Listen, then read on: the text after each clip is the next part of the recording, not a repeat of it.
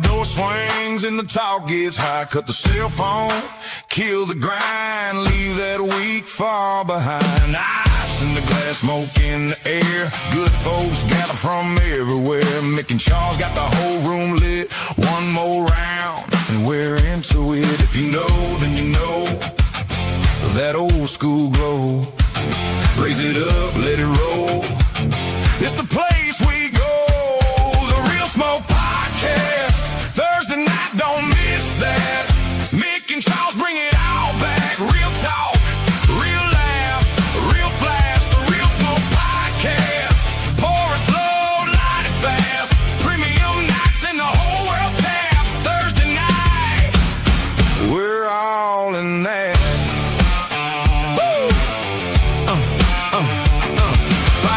Burn, slow and smooth, big guess words in the killer mood. Cigar and red in the dark. Every story leaves a mark. Friends in the chat, friends in the room, same good vibes, same boom, boom, boom. Southern soul and a modern sound. Every Thursday we're coming down. If you need that shine, you know the time. Eastern 8, don't be late. Come on in. Smoke Podcast. Thursday night, don't miss that. Mick and Charles bring it all back. Real talk, real laughs, real flash. The Real Smoke Podcast. Pour it slow, light it fast. Premium nights and the whole world taps. Thursday night, we're all in this. Let it catch, watch it circle slow. Whiskey in the rocks, let the amber glow. Put the work week down, let the shoulders drop. Clock out, cool off, let the real talk pop. Mick and Charles on deck, yeah, they run that flame. Thursday night family, everybody knows the name. One more pull, one more spark, let the good time start. Real smoke in the room, got the whole place hard. Hands up high, let it ring. Hear that room start to sing. Every face, every friend. This episode may contain strong language, weak opinions, bad advice, and men speaking confidently about things they only half understand.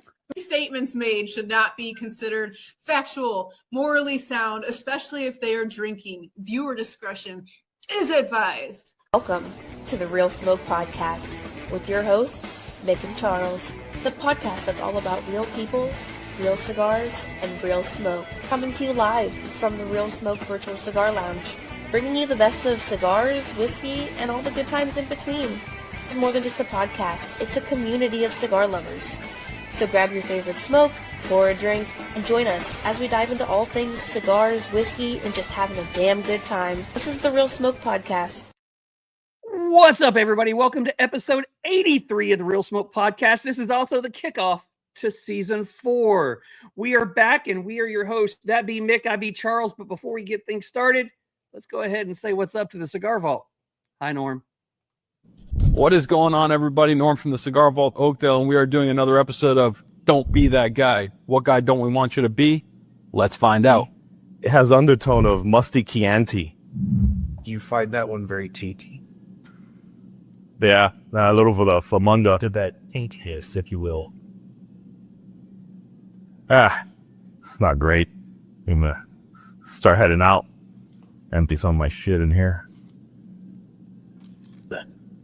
Is that really your wallet? Yeah, What are you doing right this isn't my wallet. Oh, shit. It's the George Costanza collection. Ah, yes.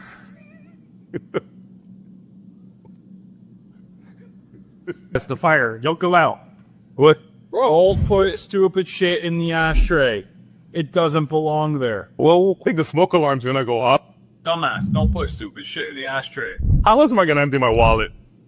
In the trash can. No, man. It's fucking trash. See, people could steal your identity in that shit. They keep getting better and better. And by the way, if you didn't see the graphic on there, go check out Cigar Vault at thecigarvault.com. Use code REALSMOKE, and that gets you saved a little bit. But what's up, Mick? It's been a week. It has been a week. I love that you don't share them with me before you put them up anymore, because, man, I laughed so. One of the first stops when I move back to Pennsylvania is going to be the Cigar Vault Oakdale, because I just have a feeling. And you need to be there and do one of the ads. I'm in. I'm in. I know Zach from HGA got a guest spot on one of them. So he's actually been on 2 of them. Shit, I think you're right. Yeah. Yeah. They carried Taco out the door one time. That was him because he was hitting on his wife or his girl or whatever. And the other one was where they were talking too loudly. I do remember that one. So yeah, man. So a couple cool things this week before we get into it. You may have this on your list as well. YouTube. Who knows? 100,000 views. Finally hit that number on YouTube. So yay! Give us a hand, guys. Give us a big congratulations. 100,000 views in right under 2 years. Yeah, I know it's not huge numbers, but man, we never thought we'd have 1,000 people watch our shit. So hey, thank you guys. We appreciate it. It's pretty impressive. I do have a rant, but we could go through a few of our things first, and then before I go into my rant, I don't want to, kill the vibe with my rant. So I got a little rant. All right. Well, let's go ahead and do one of these real quick. Guys, go help us out. Go check out Smoky and Cigar of the Month Club. Use code RSNEW and you'll get 5 cigars each month, as well as when you use the code, you're going to get a Smoke In torch lighter and a perfect cutter, the price right there that you see. And we can't say much about it on here because of all the rules and regulations, but go check out this. For that fee right there, go check out smokein.com. Go type in Real Smoke in the search engine and you will see some nice little prizes right up there for you. Go check that out. Let's see how many we can get done. We actually don't even get to see this one until I guess 3 months from now. So the end of the quarter. So go check that out. There's some Tatuaje, there's some Red Meat Lovers, Johnny Tobacco Knot, Cavalier, and as always, there is a Broadway on there from Crown Heads. Love that one. There is. Yeah, we're excited about that one. So check that out. As Charles said, we can't go too deep into the story of that, but yeah, thank you, Smoke In. Go check that out. It's pretty awesome. So how's your week been going, man? Everything good? It's a dumpster fire. I mean, just just as well as I do, if you're gone from work a week, yeah, holy crap. I know you've been busy, man, because it's like 8:00 at night till you get back to me on anything podcast related this week. But then you're doing podcast shit till like midnight. So thank you for that, I guess.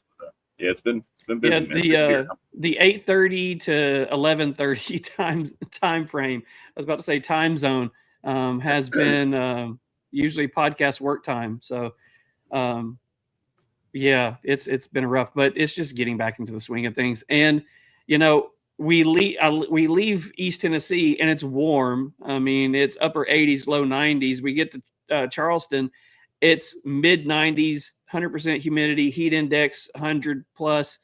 And then we come back home thinking it's going to be better. It's 111 degrees today and 100% humidity. The real feel was 111. I mean, it's ridiculous. That's my rant. It does look like you had a great trip though, man. So I'm glad you got some downtime. I tried to carry the load for a week. So I hope you had a good time, man. It was awesome. You did fantastic. I mean, by the way, that was your pack that you put together because I was out of town and you said you're just going to take care of this one. And I was like, yes. I got you, bro. I got you. I've already been looking. I've got some ideas for the next one in a couple of months. The funny thing is the Freedom 5-pack was my idea. The cigars were yours. The idea for the next one is 100% you.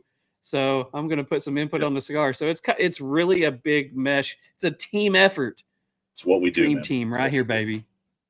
So speaking of teams, here's my little bit of a rant. So we don't talk politics on this show.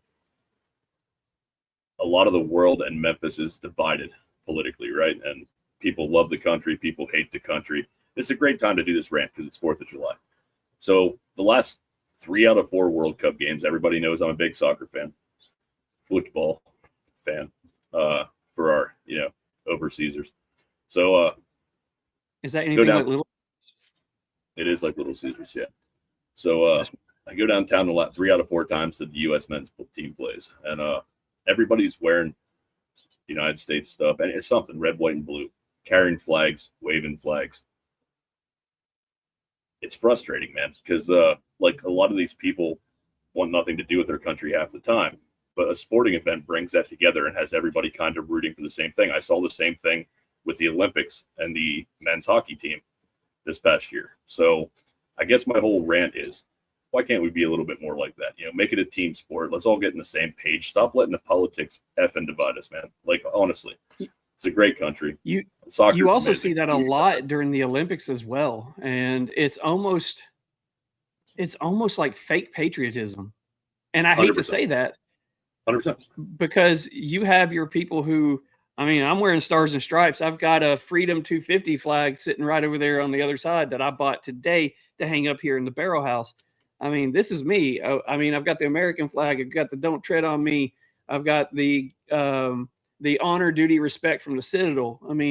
Our family's patriotic as hell. And Same here, man. I hate to, I like seeing it when special events like this come up because it's nice to see it, but I would love to see it continue afterwards. Exactly. Perfect way to put it, man. It's frustrating because none of those people care about the country other than a sporting event. But it is so cool to see and kind of bring everybody together for a short period of time. So I guess it's just 100%. frustrating on my part that most of it don't carry through. So there we are. That was my rant for the day. I like your rant. So let's Thank go ahead you. and rant some more. Let's talk about the Patreon, bro. Let's do it, man. So we're still trying to grow this family, trying to get this a little bit more, more people involved in our community. So for $5 a month, the Real Smoke Ashtray Illuminati, 15% off at Cigar Vault, sticker pack, shout out on IG, name on the show credits, members only Discord, ask us questions. Sneak peek at guests, enter to win quarterly prize packs, ability to attend our monthly Zoom herf, and ability to talk with and ask questions to guests on those Zoom herfs. And we just had one not long ago. We have our second one coming up. It's awesome. You can ask any of the guys that are a Patreon member right now. We're not trying to get rich off this, obviously, for $5 a month. We're trying to grow a community and give every penny goes back into the Patreon. And all of those guys, I believe, at this point, has won prizes, gotten stuff back. Their names on the show credits. They're part of something bigger than themselves. So let's help keep building this. And one of the things when we do our prize giveaways, we always limit, like whenever we're doing for everyone else, whether you can win once a month or whatever. A couple of times a month, we will have a Patreon giveaway for one of the gift cards, and it doesn't matter. You could win twice in a row. So, it's one of those things that we try to give back to our Patreons as much as possible. I'm super excited about our 2 new shirts that we just dropped. So I'm going to put those up there. The shirt that was from Men's Mental Health Month, which is, it's a quote that I worked on that I really, really like. The strongest thing a man can do is say, I'm not okay. That shirt is currently up for sale. We've actually had people already buying that one. And we just posted Our Freedom Requires Their Sacrifice t-shirt. And it is to honor all of our heroes out there. But it is a shirt that both of these shirts are out there. And here is Alpaca wearing one of those shirts, one of our Patreon members. So he picked up one of those shirts the moment it came out, and it looks pretty darn good on him, if I must say so. I love it. Doing his Target shopping and showing off the Real Smoke. So we love it. Yeah. I can't wait till the herf. Speaking of the herf, we have a herf coming up in a couple of weeks for the TriStar Herf Crew. We will be in Lebanon, Tennessee. So if you are out and about that way, or you live out and about that way and you want to come hang out with us, we are going to be at Southpaw Stogies. For some reason, the date is slipping my mind. If it's on your head, you can let us know, Mick. July 18th. Saturday, July 18th. Come hang out with us. We're going to be doing some cornhole. And my weekends are getting very minimal in Tennessee. I'm less than a month now till my move date. And the July 18th is definitely booked and stamped with the TriStar Herf. I will be there and spend the day with my brothers. So looking forward to it. Looking forward to it too. And speaking of TriStar, let's give a big shout out to Money Matt. Money Matt is the newest patch member for the TriStar Herf Crew. He is also one of the Patreon members on here. We absolutely enjoy him being on there and talking with him every week and talking to him every day in the chat. So huge thanks to Money Matt for joining us on the TriStar Herf Crew as well. Can't be a podcaster in baseball season without saying this. Yes, we are starting to get our butts kicked a little bit, and look how close that record is getting. Phillies right now are 48-38, 48 and 38. Braves right now are 50 and 34. Right now, I'm still in a slight lead to win that bottle of Still Austin, but as we know, the Braves have lost like 30 games in the last little bit. So they're doing what the Braves do best. They get hurt, they can't play, and we all cry. And we go, yep, that's the Braves. So Mick, you're catching up. Yeah, it's gonna be close, I think, but I'm excited, man. They're back in it. They're back in it. So let's see what happens. They are 100% back in it. They're second place right now in our division. So yay, go them. Woohoo. Hey, we've been freezing up a couple of times, which I've seen because I've got it flowing over here. But anytime that we do something weird or something goes wrong, you'll see this sign right here. And it could be even when our guest is on here and he goes, what the crap is that doing up there? Because I got to step in and say, these technical difficulties are brought to you by Katie Cigars. Hey, thanks, Katie Cigars. Anyways, let's talk about some hashtags tonight.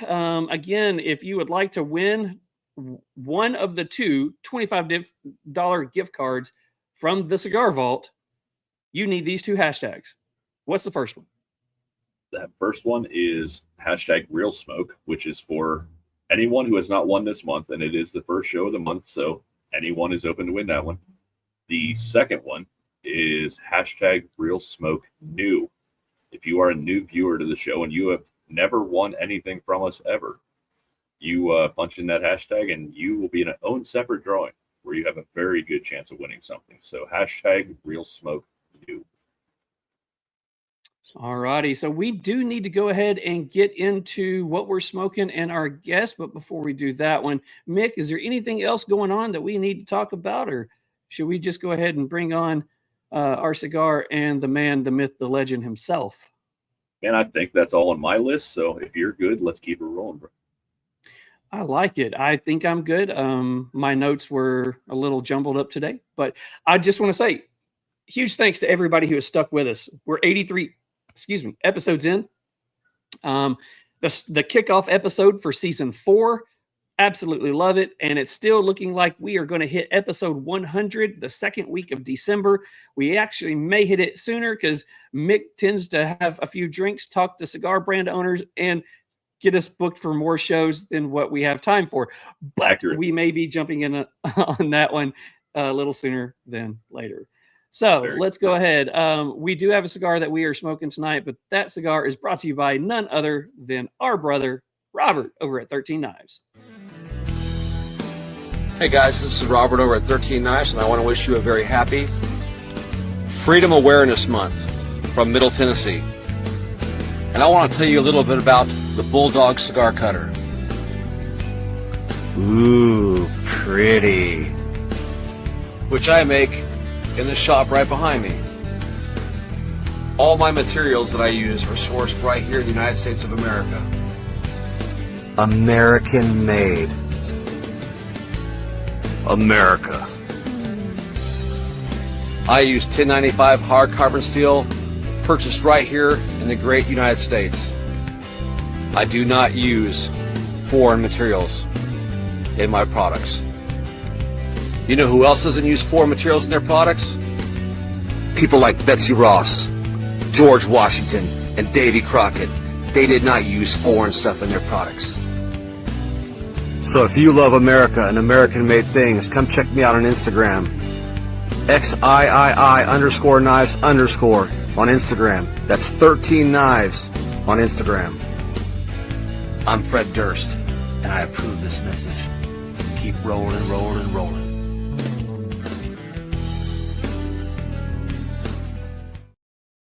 Still love how I have to put not really on there because we don't want to get in trouble. But tonight's cigar.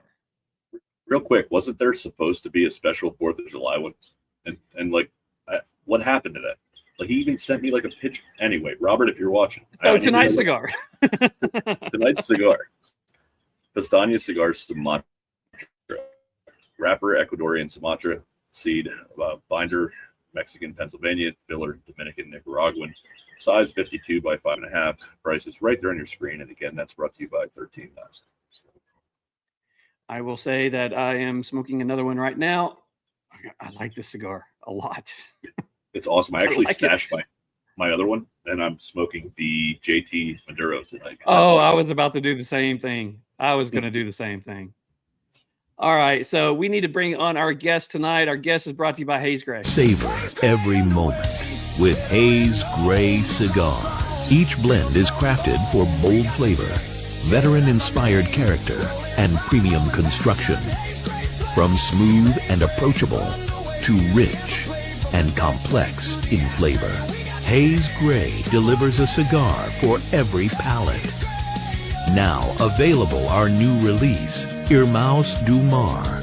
Order Hayes Gray Cigars online at Fat Boys Cigars and from Wolfpack Cigar Club and the Cigar Vault, Oakdale. Visit our website for a list of nationwide retail lounges and to grab some cool Hayes Gray merch to rep our brand. As always, we've got your sticks. And just like that, we do have our guest of the hour. He is the president of business development for Nine Line, the co-host for White Trash with Money with Justin Danger Nunley, the host of When Wrestling Was Real, and the former co-host of the 6 Feet Under podcast with some dead dude that we don't even know what his name is, and a 2020 vice president candidate. This guy wears more hats than Forrest Gump ever did. Oh, Lord. Let's everybody welcome Matthew Lyda. What's up, Matt? Man, that's best entrance I've ever had, I think. That's pretty impressive. I need you at my next wedding. Oh, man. Oh, dang. Yeah. Let's hope the wife's not watching. Oh, yeah. She's expecting it any day now. She's been trying to get rid of me for 24 years. So. Man, I appreciate you guys having me on. Why do you think we have a podcast? Our wives kick us out so we have somewhere else to be instead of in the house. Man, I tell you, we'll go into some stories, but off air, I talked to you guys about Carl Malone, and I asked Carl, I said, why didn't you build a cigar shop? I said, it's in the middle of Ruston, Louisiana. There's can't be a very profitable business. He said, man, the wife got tired of me having all my buddies come over and smoke in the man cave. So I had to go just build my own building. I might as well use it as a tax write-off to hang out with my boys. And I was like, hey, that's a pretty smart idea right there. I like it. I'm super excited to hear some of them stories, man. Just a couple we touched on in the green room, man. We were like, yep, this is going to be a fun night. But, man, I'll start it off. So Charles usually last week I tried to take over the episode. Charles usually leads, and I jump in and throw kind of some good stuff along the way. Last week I tried to take over, and it didn't go real well. So I'm going to let Charles get back to doing his thing. But I do want to say thank you, man, for taking the time. I am a fan, like I said, man. I love what you and Nunley are doing, and I've watched some of your other stuff, man. And honestly, it's fun. You're just somebody I've been wanting to talk to you for a while, so I can't wait to hear some of the stories. And Charles and I wear a lot of hats as well, but man, after talking to you, I feel like I'm actually kind of lazy, to be honest with you. So yeah. I'm a very lazy person. Trust me. I just tend to put myself in spots that probably I shouldn't do, but I might as well do it. You only live once. That should be the motto for White Trash with Money, because I have a feeling that he gets you into more trouble than anything. It's funny, man, because people always ask me with really any celebrity or any influencer or anything that I do, that I work with or that I just been friends with, there's a on-screen personality and then there's the real person. And, Justin's an introvert by nature. And so he's an introvert. So when the camera's not on, Justin's a little bit quieter, a little bit more reserved, but he's always working. He's always looking at new videos to try to come up with something. And I've seen him in between us filming episodes, just pull up his phone, watch a video and make a video right then. So he's always working. But Justin, I think we both drive each other crazy in a very healthy way. And he doesn't understand how I live my life. I don't understand how his wife just stays with him, but much less live with him. But yeah, he's a wild man. We have a good time together. We bounce off each other pretty well, I think. See, the funny thing is, it sounds like it's a lot like Mick and I. Mick is the extrovert. He doesn't know a stranger. He will talk to anybody. He'll get something done. And then when we're out in public, everybody thinks that because the way I am on here, I'm exactly like that. I'm the guy sitting at the table in the back of the room, going over stats and statistics and putting together the next episode, designing the next, the next graphics and logos.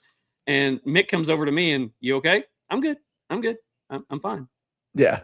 So- I've got everything going in my head. I'm not the sit down and plan stuff, and Nunley's not either, which might be the result of the lack of success we've had with the show, because neither one of us actually know how to plan anything. But we do have a good time together. He enjoys cigars as well, so that's something that we actually share, have a commonality about. So I If will you want say to drop that our name, if you want to drop our name Yeah. sometime, that'd be cool, man. I'll definitely he would let be him fun know. to have on. He would be fun to have on here. It's a good time. I started watching you when speaking about cigars. I started watching you when you were on 6 Feet Under, and every once in a while you would throw in something about a cigar, and it'd be like, oh, the dude enjoys cigars. Okay, cool. Got to where I was busy not watching podcasts. I do all of my podcasting in my car, so I got where I wasn't driving as much, and found Nunley. I can't remember when, and then all of a sudden you guys came up with the best named podcast ever. I'm just saying. The logo is even better. Yeah. But started really watching and listening to that one and getting to know. And what drove me to really listening to you on those and becoming a fan of yours is I love when you throw in, a little bit of faith in there. You're Mhm. not shy about it. I love when you start talking about, you enjoy a good cigar, you enjoy a good pour, you enjoy going to concerts and, but then you enjoy that time with your wife and watching you on your vacation with the pictures of your wife and you. And it's like, dude, this guy is like how I want to be, because he's not afraid to talk about and tell everyone about his faith, his passions, his job, his Mhm. friends, and his family. And that's what drove me to you. So I want to thank you for jumping on here as well. Well, I appreciate that. And, my faith is the number one thing in my life. And without it, I wouldn't have the 24-year marriage that I have. We probably should have been divorced, 10x that, So, and she's stuck around for some reason. I have no idea, because I don't have a whole bunch of money, but the little bit that I do have now is a lot more than what we had at the beginning. So she probably should have left early on. Now I'm kind of stuck. If she leaves, boy, that's half my money, and I'm looking at it and it's like, man, that's gonna hurt. So hopefully she sticks around. But my faith is everything, and I'm not ashamed to talk about it. I've talked about it. I had breakfast with Pete Rose one time, and they brought the food out, and I took my hat off, and I took my hat off before I sat down at the table, but I just bowed my head, started praying, and Pete, he was sitting to my left, and he was like, well, why don't you pray for everybody, son? So I prayed for everybody's, and he was like, you believe? I said, yes, sir. And he goes, me too. And I was like, all right, Pete, that's good to hear. And, I've just never been ashamed to talk about the Lord to anybody. And I was just at John Daly's tournament, and I was the MC and the auctioneer. And at the end of anytime I do an auctioneer thing, I always thank our military and those that served. And I put on that uniform, but man, there was a lot of people put that uniform on and did a lot more than I ever did. So I think they all need to be thanked more than me. But I always end it talking about my faith, just 30, 45 seconds. And I don't push it on to anybody, but I believe I'm going to stand before the Lord one day, and he's going to ask me why I didn't talk about him more. So that's going to be the one thing. I might go to hell, but it ain't going to be for not talking about Jesus. I'll tell you that. So, I am going to say this. Mick always likes to say, I like to cartwheel backwards and start from the very beginning. Yeah. But what you just said, we don't get deep into religion here. We don't get deep into politics here, because there's people of different faiths and things like that. But what you just said is something I would kind of like to start the conversation off with. You said you always like to end things with a little bit about your faith. Why don't you start things with a little bit about your faith? Well, I always tell everybody I found Jesus in my mother's third trimester. When I grew up, man, we went to church 8 days a week. And it wasn't because of my daddy. My daddy, he drank the bars dry and, ran the women ragged. But, once, once Daddy found the Lord, and I tell everybody it's because Toy Codwell died from the Marshall Tucker band. And I think that right there, Daddy thought, Lord, if Toy Codwell could die, anybody could die. So he went and found Jesus. And, so faith was a big part of my childhood. I mean, I grew up around some rough individuals. A lot of them I was related to. I grew up in a town so small that I had to leave just so I could date somebody, you know. So it was, it'd be incest. And so faith has just always been there. We went to church every Sunday. I went in the military, and when I went in the military, on your dog tags, you put your religion. And I was sitting beside a guy that said atheist. I never even knew that's the first time I ever heard that word, I think. And I was like, well, what is that? And he tells me, he goes, I don't believe in anything. I was like, you don't believe in anything? I was like, man, you ain't got to believe in what I believe, but boy, I'm a dumb old country boy. I just don't know if, all this just was a poof and an accident. I think somebody bigger kind of figured it out. And so that's how, and I just always believe that you might not believe the way I believe, and I'm okay with that. I'm going to bow my head and I'm going to say my blessing over my food. Me and my wife are going to pray together. I'm going to pray for other people, whether they like it or not. And I'm going to go to church on Sunday. If you don't want to do those things, you don't have to. And, come Friday night, I might see you at the same establishment. And I might be smoking me a cigar and having a glass of wine. And that's just, I believe that there's balance to everything. And I believe that the good Lord didn't shed that blood just for quote unquote good people, even bad people like me. The Apostle Paul said in Romans chapter 6, he said, I know what is right, but yet I continue to do wrong. And that's the motto of my life.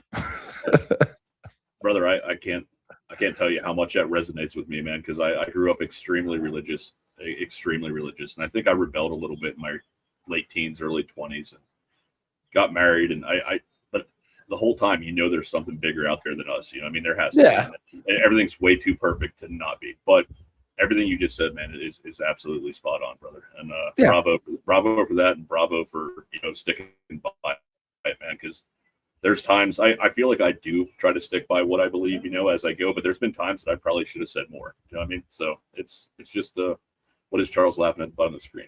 Just let him preach. So Smoking Psalm says he is our brother from New Zealand. And he says, guys, just let him preach. I'll be here. Oh, Lord. All right. Well, we're going to pass out the virtual offering plate if I'm going to keep preaching. But that's on Patreon. Jump on right now. Let's go. I think no matter what you believe in it. You know what I mean? Just be steadfast in it. And, and I've looked at all the other ones out there, and I keep coming back to this Jesus guy. And that's, I had the opportunity to get to know Phil Robertson from Duck Dynasty. And, that man poured a lot in to me in the few times that I was around him. And it was, what he poured into me was just simplicity. Simplicity of just life. Keep things simple. You don't need fancy stuff. If you're into watches and sports cars and all that stuff, and you've got the disposable income and the means to do it, go do it. But just keep life simple. And when you keep it simple and you put God first and your family second, man, everything else just seems to fall in place. So it's always worked out for me. And I love talking about Jesus over cigars and a nice glass of wine. And I'm going to be doing that next week in Tennessee with some buddies of mine, and I'm excited for it. So that's my relationship with Jesus. I think he's a pretty cool dude. And I think, I don't know, man, I think there's a lot of people out there going to hell. And I look around and I go, man, smoking a cigar just doesn't seem like the reason why I would. And if that cigar is the reason I'm going to hell, he ain't been paying attention. You know what I mean? Because them early 20s was hell on wheels. So. Oh, dude, I will say, I promise you, Mark is typing at his keyboard right now, the guy we just mentioned, because he is the world's biggest Duck Dynasty and Phil fan, and everybody he lives by that, man. So you just hit everything that is him. So I promise you, he's probably typing away at his keyboard right now. So man, you just gained a big fan. There you go. There he is. What a great family. And what you see on TV is exactly, let me tell you, that's exactly who they are. I got to know the whole family. We took Uncle Si and the Undertaker to South Dakota with a bunch of businessmen and veterans to go pheasant hunting. And Uncle Si did a duck call lesson there, which just turned into him blowing a duck call about 4 or 5 times. and then just, telling the good news of the Lord. And he got on to us. He said, y'all out there smoking them cigars. He said, I smoked them Winstons for 20 years, and here I am with COPD. He goes, you boys better watch out. So, but man, just getting to know that family and be able to go duck hunt with them and stuff, they're the real deal. There's nothing fake about them. And the world's a better place because of the Robertson family. I'll tell you that. So whoever's a fan of Duck Dynasty, man, you're a fan of some true Americans. I can't disagree with you at all Yeah. on that. So listening to all the different stories that you've got that you've already Mhm. thrown in, let's go ahead and do what Mick says I say all the time. Let's cartwheel back, because All I right. want to talk about where you grew up, how you grew up, what kind of kid you were, because all of that is what built you into who you are today. So Yep. let's talk about it. Where did you grow up? I grew up in Spartanburg, South Carolina. I lived there for 2 years.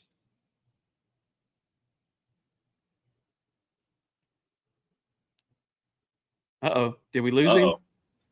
I think Mark Katie's getting a ad thing, and it's not us this time. All right. It's What not just us. happened? It might be him, but these technical difficulties are brought to you by Katie Cigars. Go check out Katie Cigars. There they go. Let's go back to a 2-screen really quickly and see Man, if we what can a get what a him start, back. man! What a start to an episode. I don't know if I've ever met anyone that knows more people that interest the shit out of me. It's awesome. Hey, and he's back He's already. back. There we He go. looks Was that blurry, was that a me problem? That was a you problem that time. That's usually an us problem. All right, dude. I'll tell you, my internet has been jacked up all week. They're I live in East Tennessee, so yeah, it's all good. awful. It's awful. So I grew up in Spartanburg, South Carolina. There's 2 little towns, Packlet and Cowpens, and I grew up on a road literally that divided these 2 little towns. So I always claimed Cowpens because it sounded funnier when I became an adult. And so I grew up on this little road, and my mom and daddy put a little single wide trailer in front of my grandparents' house that my daddy grew up in. My daddy, he graduated the 8th grade. My mama graduated the 10th grade. And so times were tough. I mean, it was not a college educated house. Daddy worked 2-3 jobs most of the time. Mama, she would work, and then she would work at like a daycare just so she could have free daycare for us. But everybody else was around us was the same way. So I guess now you look back at it and you go, man, we were poor, but we weren't poor. Never missed a meal. Sometimes you had to go out and catch what you wanted to eat or go pull it out of the garden or go shoot it or whatever. But, now I look back and I go, man, that's good living. But, we grew up just, I guess, below middle class, if you think about it. I mean, pretty far down there. But I had a good mom and daddy that they loved us, and they took care of us. They're still married to this day. So mama dragged us to church. Daddy dragged us outside to, work, and learned a lot from both of those people that I think has helped me succeed. And growing up, I mean, I was just a class clown, talked in class all the time. I got to go to like 3 field days my whole life because I would get in trouble and they would not let me go. And my daddy finally asked the teacher one time, said, what does Matt do? And they said, all he does is try to make everybody in the class laugh. So daddy come home and he's like, son, you can't do that. You're disrupting class. I said, okay. I said, if I disrupt class and I get everybody to laugh, what's the punishment? And he said, well, he goes, I have to give you a whipping, son. He said, because you know exactly what you're supposed to do, but you're still doing the wrong thing, going back to Apostle Paul there. So I thought, well, if a whipping's all I'm going to get, none of these kids are going to see that whipping at school. So it's worth the punishment if I can get everybody to laugh and have a good time. So ever since I was a kid, all I ever wanted to do is make people laugh and have a good time.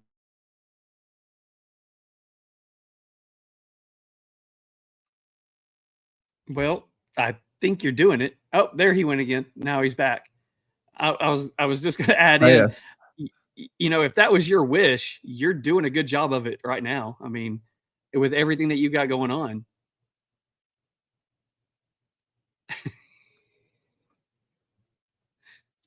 I can't believe it's not us. I mean, it's great. So just I saying, just can't once believe it's again, not these us. technical difficulties are brought to you by Katie. Buy a Katie cigar. Support our brother Mark. Yeah, man. So anyway, Guys, hit us up with the Patreon, because we might need to send some money down there to Matt and help him with his internet. the squirrel keeps running or quits running on the hamster wheel. It does. So when he gets back on here, I want to actually ask him a little bit about South Carolina and Spartanburg, because that was one of the first places that my family moved us to. And what's funny is the way that he was talking about that he grew up not realizing that they were below middle class. I didn't realize that everybody didn't eat beans and rice 4 or 5 times a week. I didn't realize that wasn't normal.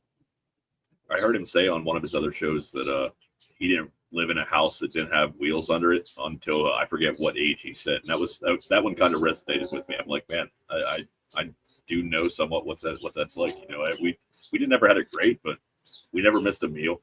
You know, we never had a ton of different stuff, but we had more than a lot of people did. So yeah, it's cool to hear them stories from people, man.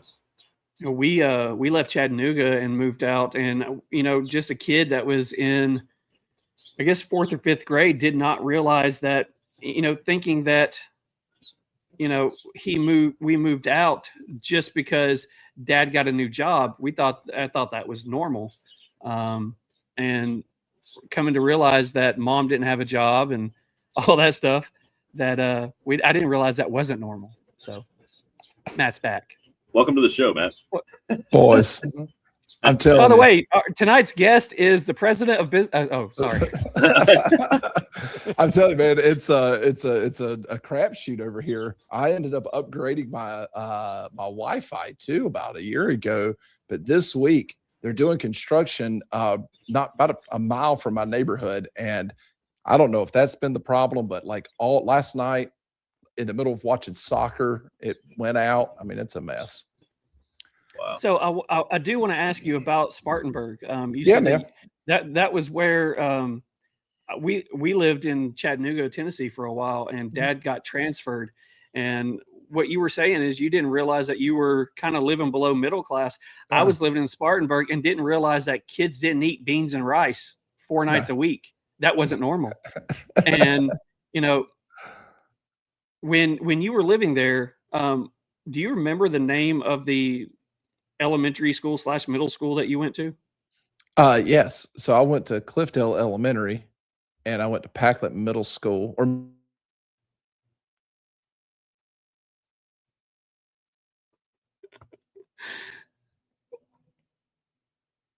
I think we're about to see him lose his stuff today. He's gonna smash something. That he's that gonna nice he's gonna case break behind something. him. Yeah, it's gonna happen. I don't man, I don't even know what to say. It's gonna be tough. This could be one of those shows, bro. It's gonna be fun.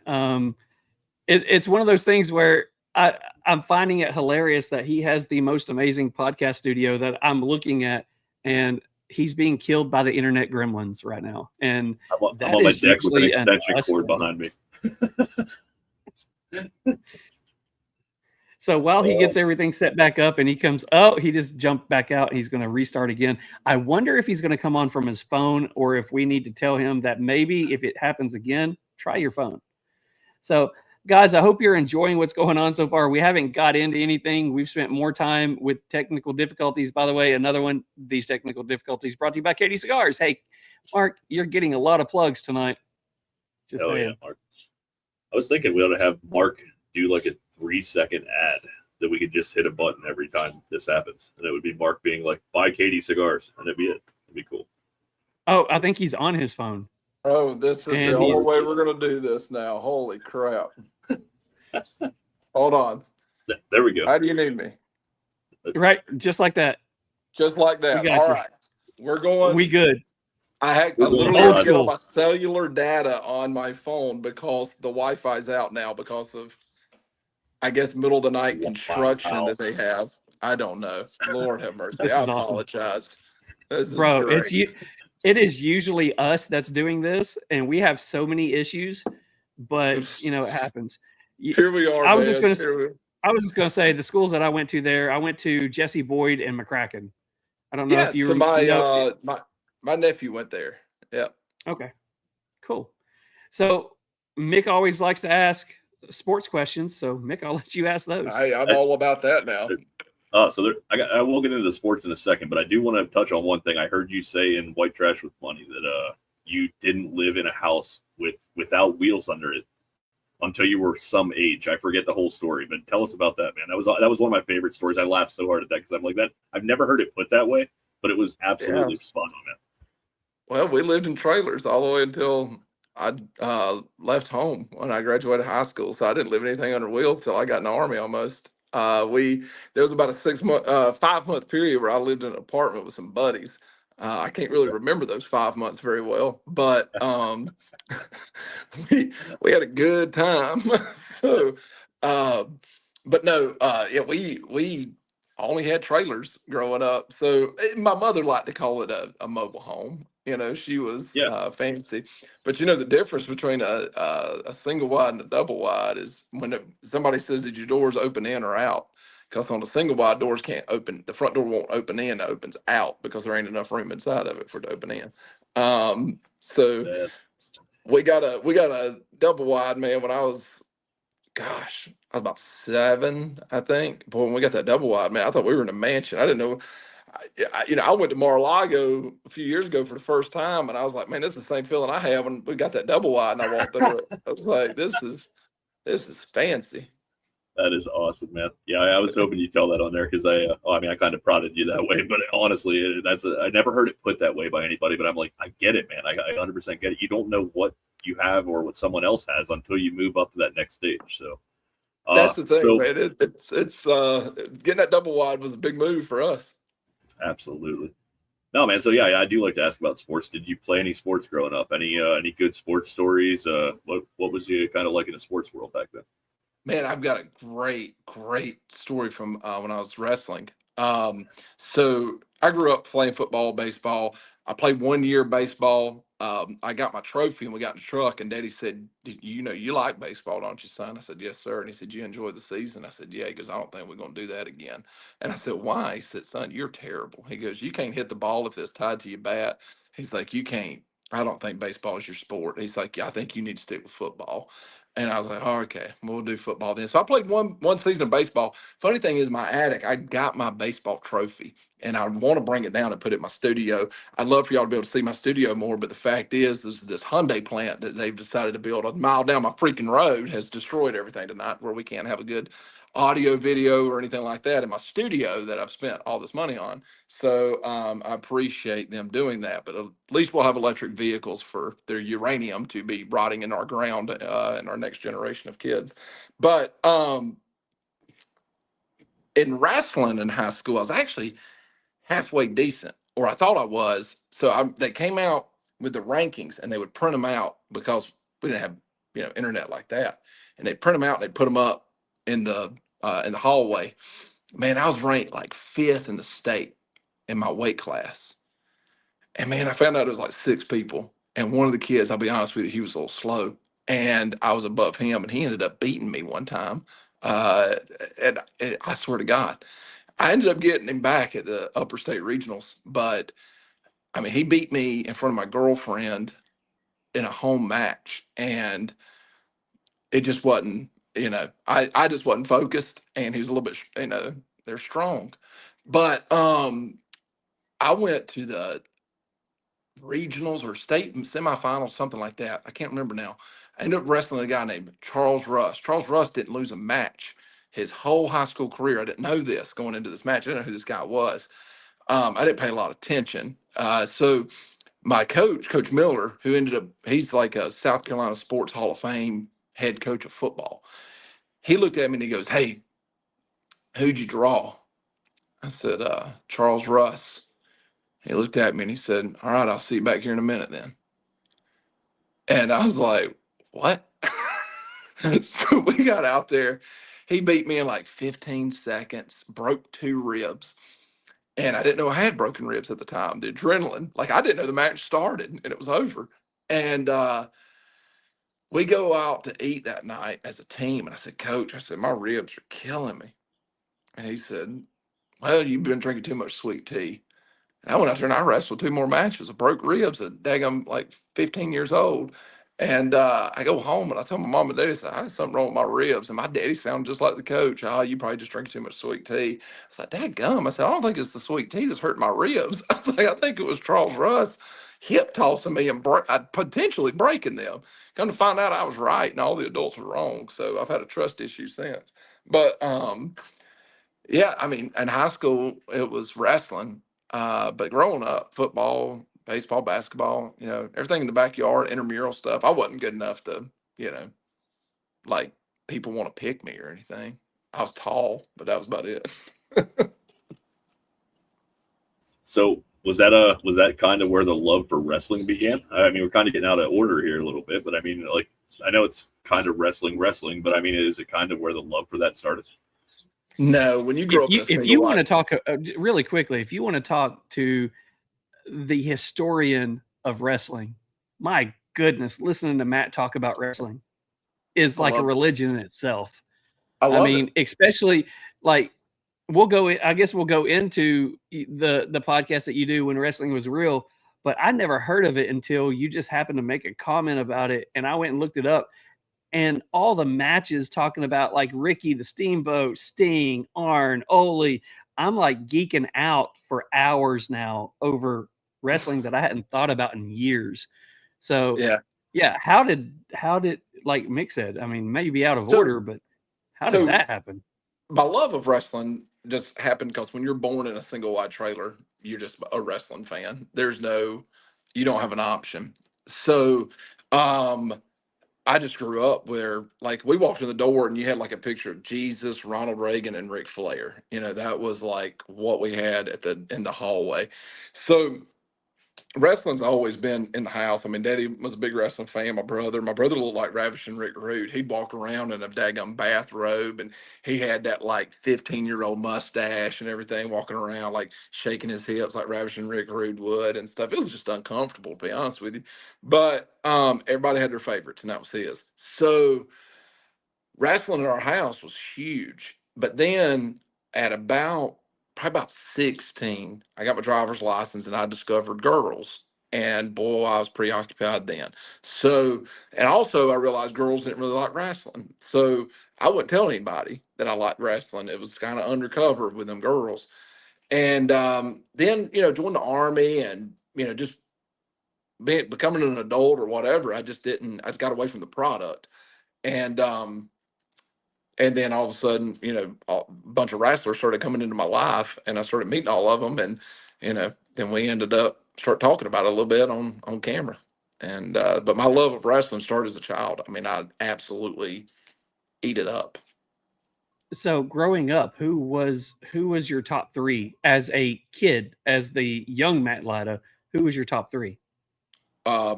Ric Flair, Jake the Snake Roberts, and I think everybody has a period of going through, like when you were a kid, Hulk Hogan, right? Like Hulk Hogan was Okay. kind of everybody's guy at some point when you were a kid. But man, for It was some never reason, mine. yeah, and it was like briefly, I'm a Hogan fan, just as like being a kid, but I was always a heel guy. I loved the heel. I loved the bad guys, and I loved how Ric Flair worked in the ring. Even as a kid, I was like, man, there's something special there. I didn't, as a kid, most kids wouldn't like Ric Flair for the most part, right? But I loved him, and I think it was because my daddy So did loved I. him. Yeah, and I think he was just amazing. He could tell a So story better than anybody.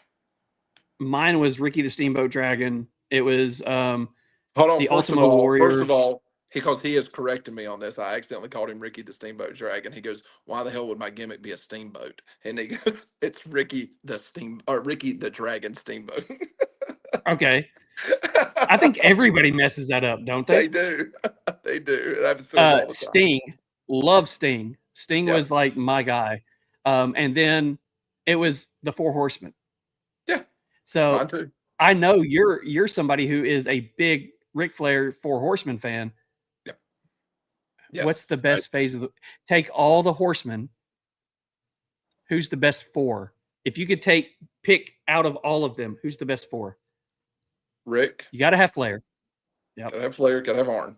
Arn created the Four Horsemen, so gotta have him there. Right. Right? You got Ole. Nope. Tully Blanchard, Barry Windham. Tully. Okay. Really? Tully Blanchard, Barry Windham. That 4, and they all work together. So if you want to talk about peace and people throughout to form a Four Horsemen throughout the years of the Four Horsemen, I would still pick those 4 because I think those 4 work together correctly. I think you could move Tully out of there and put Benoit in there if you wanted to. I wouldn't put Lex in there. I don't think Lex was a great worker. So Sid I think Vicious? Sid Vicious. I mean, you couldn't. No. No. So I would you put him as the worst? No. Who's the worst of the 4? Oh God, what was that one dude? God, he was essentially a jobber, and they had him in the Four Horsemen. His name will come to me whenever I get off this. Dadgummit. He's an idiot. I wouldn't say he's an idiot. I would say he's just terrible for the Four Horsemen. But he was like a mid-card, like jobber. I don't even know why they put him in there. Mongo McMichael could work. So like I people hate when like Mongo being in there. Jeff Jarrett. I hated Jeff Jarrett as a freaking Four Horseman. I think he was terrible, but I think he's a great worker. I thought he was a good wrestler. He's a great wrestler. He's a terrible horseman. Yeah. A lot of those you mentioned, I had my moments where I enjoyed watching as well, and I was a fan of. But I was also a huge fan of the Ultimate Warrior for a long time. So that was my thing, man. That was my thing. There you Bro, go. these cups, man. Ultimate Warrior. So, Warrior, I got to hang out with his wife after the Hall of Fame at WrestleMania in Dallas a few years ago. Sweet lady. Loves to sue people, but who doesn't, right? So, but she was sweet to me that night, I guess. But no, Warrior. It's crazy because as a kid, I loved Warrior too because who didn't as a kid, right? Same thing with Hogan. But man, he was a terrible wrestler. Golly, he was awful. Just didn't have the package at all, man. He couldn't talk, couldn't work.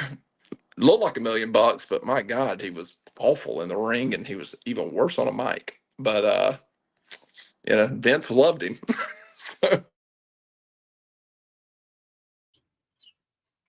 Okay. And thanks for joining us tonight. This has been episode 83 of the Real Smoke Podcast. Oh Lord! So Mark mentioned.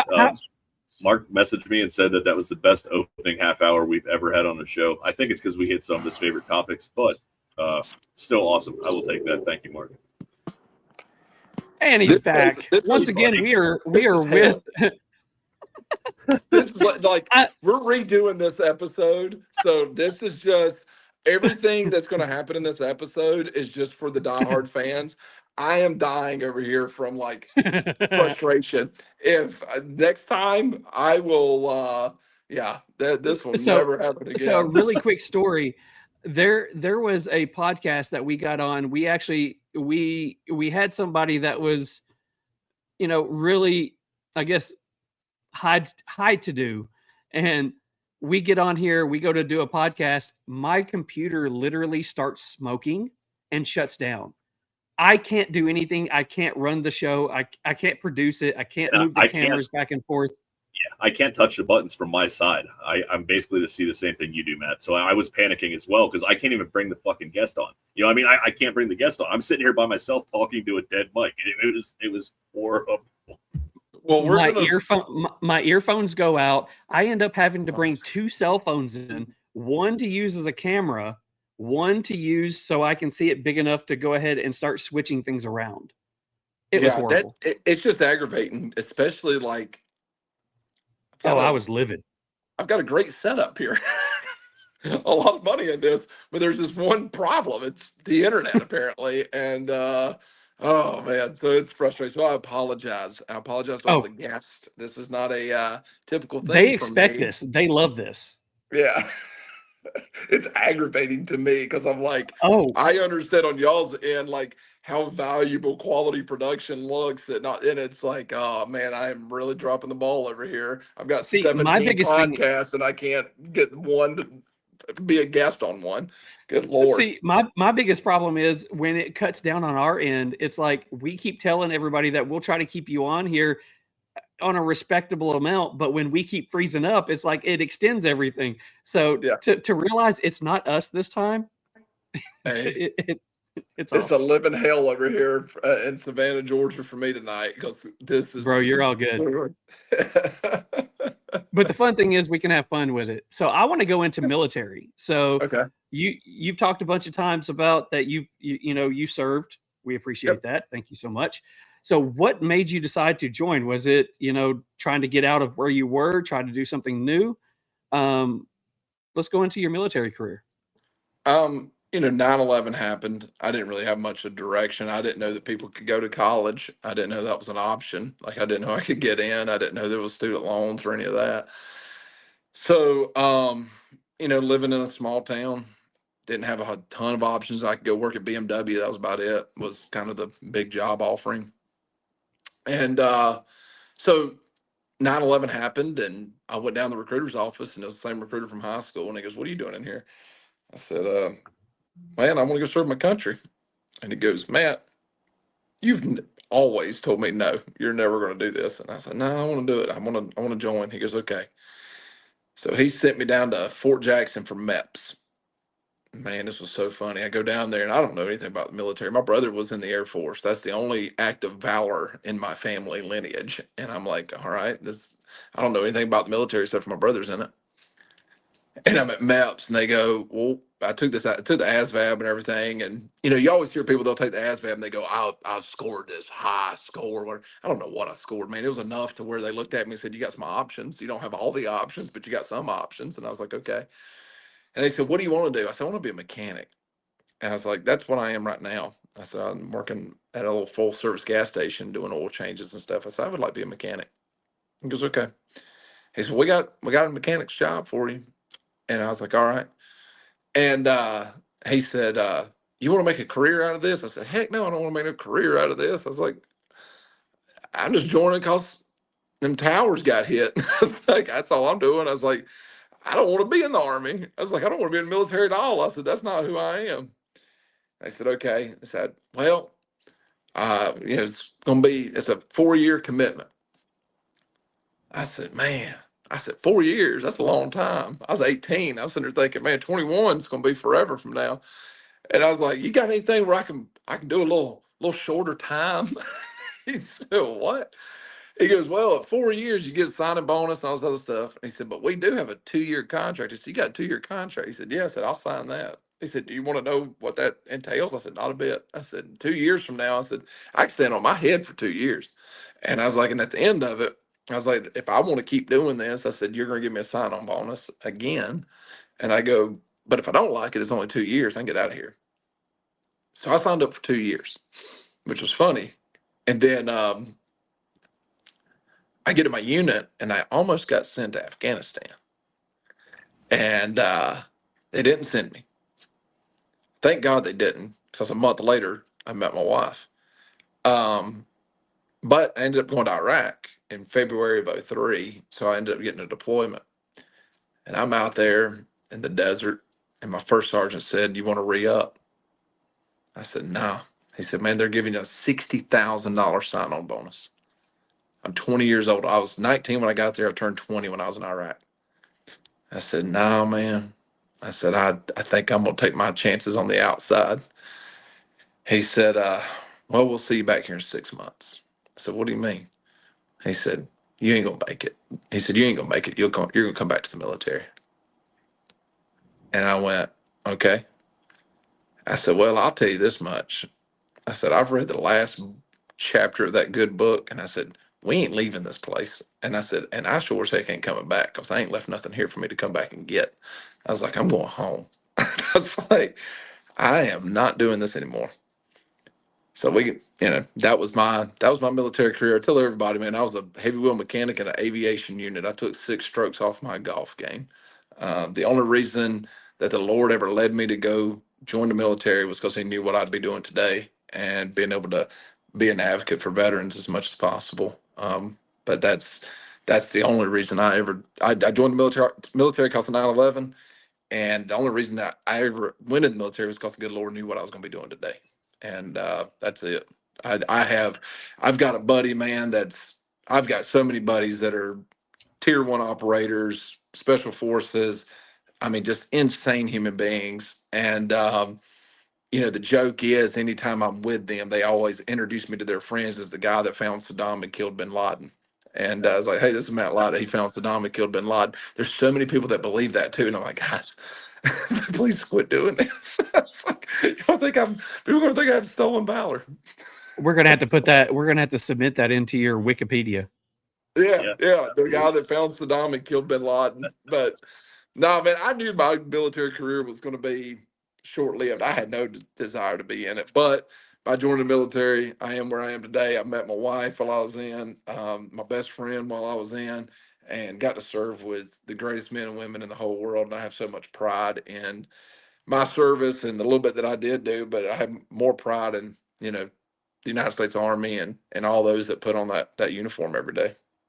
Absolutely, man. Yeah, we're big supporters of anything veterans on this show, man. And thank you for your service. But we obviously my whole family, and I swear everyone around me has served, man. I had problems with my legs and way too many surgeries, and they wouldn't let me in.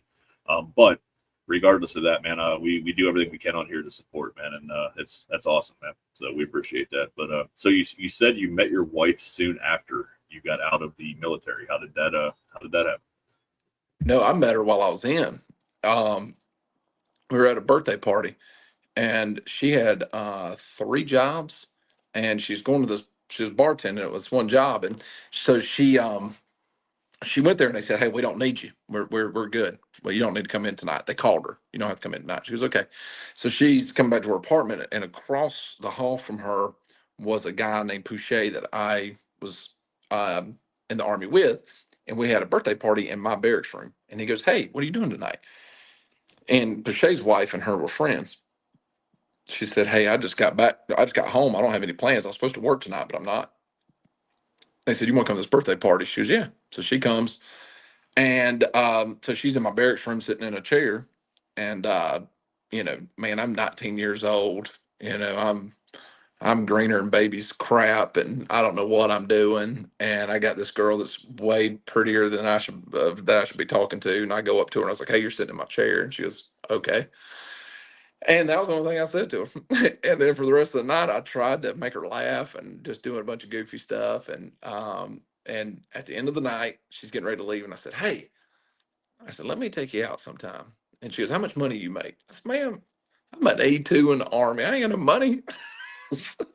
And I turned around and walked away. I was like, I'll never talk to this girl again.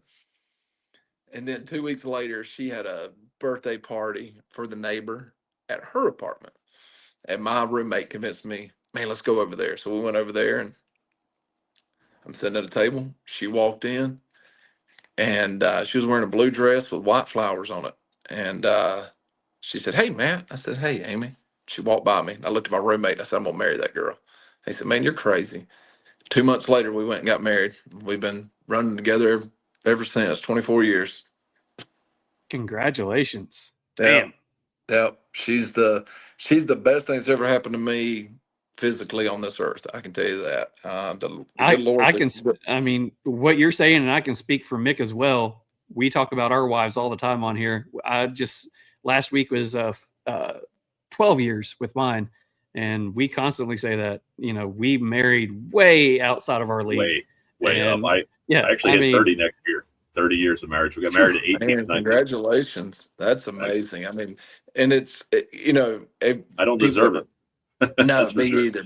People at our church and everybody I know that's like in their 30s and they're single. How do you do it? How do you do it? How do you do it? I have no idea. I don't have the magic potion. What I do know is when we fight, I mean, fight like hell. You know what I mean? Just get it out. Let's fight, and because it's worth fighting for. And I'm willing, as long as I get to fight with her, that's all I care about. So if we're gonna fight, as long as it's with us, I don't want to fight with anybody else. I don't want to start over with anybody else. I don't want to do any of that stuff. So just fight through the problems and then start evaluating what really matters, and just I've spend said it time a with hundred each other. times, man. It's worth, like you said, it's worth fighting for, man. It's work. Every day is work in a marriage, and I Yeah. don't care what anybody says, man. It's work. I said it a bunch of times on here. The first 10 years, we absolutely should not have made it. The next 10 were questionable, but it was a lot better. And the last 10, she's been my best friend. So like it takes work over time. I mean, yeah, we still have our arguments and our stupid fights, but you know what? It's absolutely worth it. If you're willing to put the work in, it's worth it. So Last night I was sitting on the back porch and she came. She was sitting over by the pool and she comes to go inside do something and she looked back at me and she goes, "You need any cigars or anything?" And I was like, "No, baby, I'm good." And I was like, That's a good woman right there. Not checking on anything, but make sure I had a good cigar last night. So after you got out of the military, let's talk about what happened next. Man, I started. You're, I went. I guess you're probably really new to being married. Yeah, yeah. You're fresh out of the military. I was fresh out of Iraq, so I came home from Iraq and I started out processing. So Oh, okay. yeah, and I'm 20 years old. Come home from war, and we started out processing.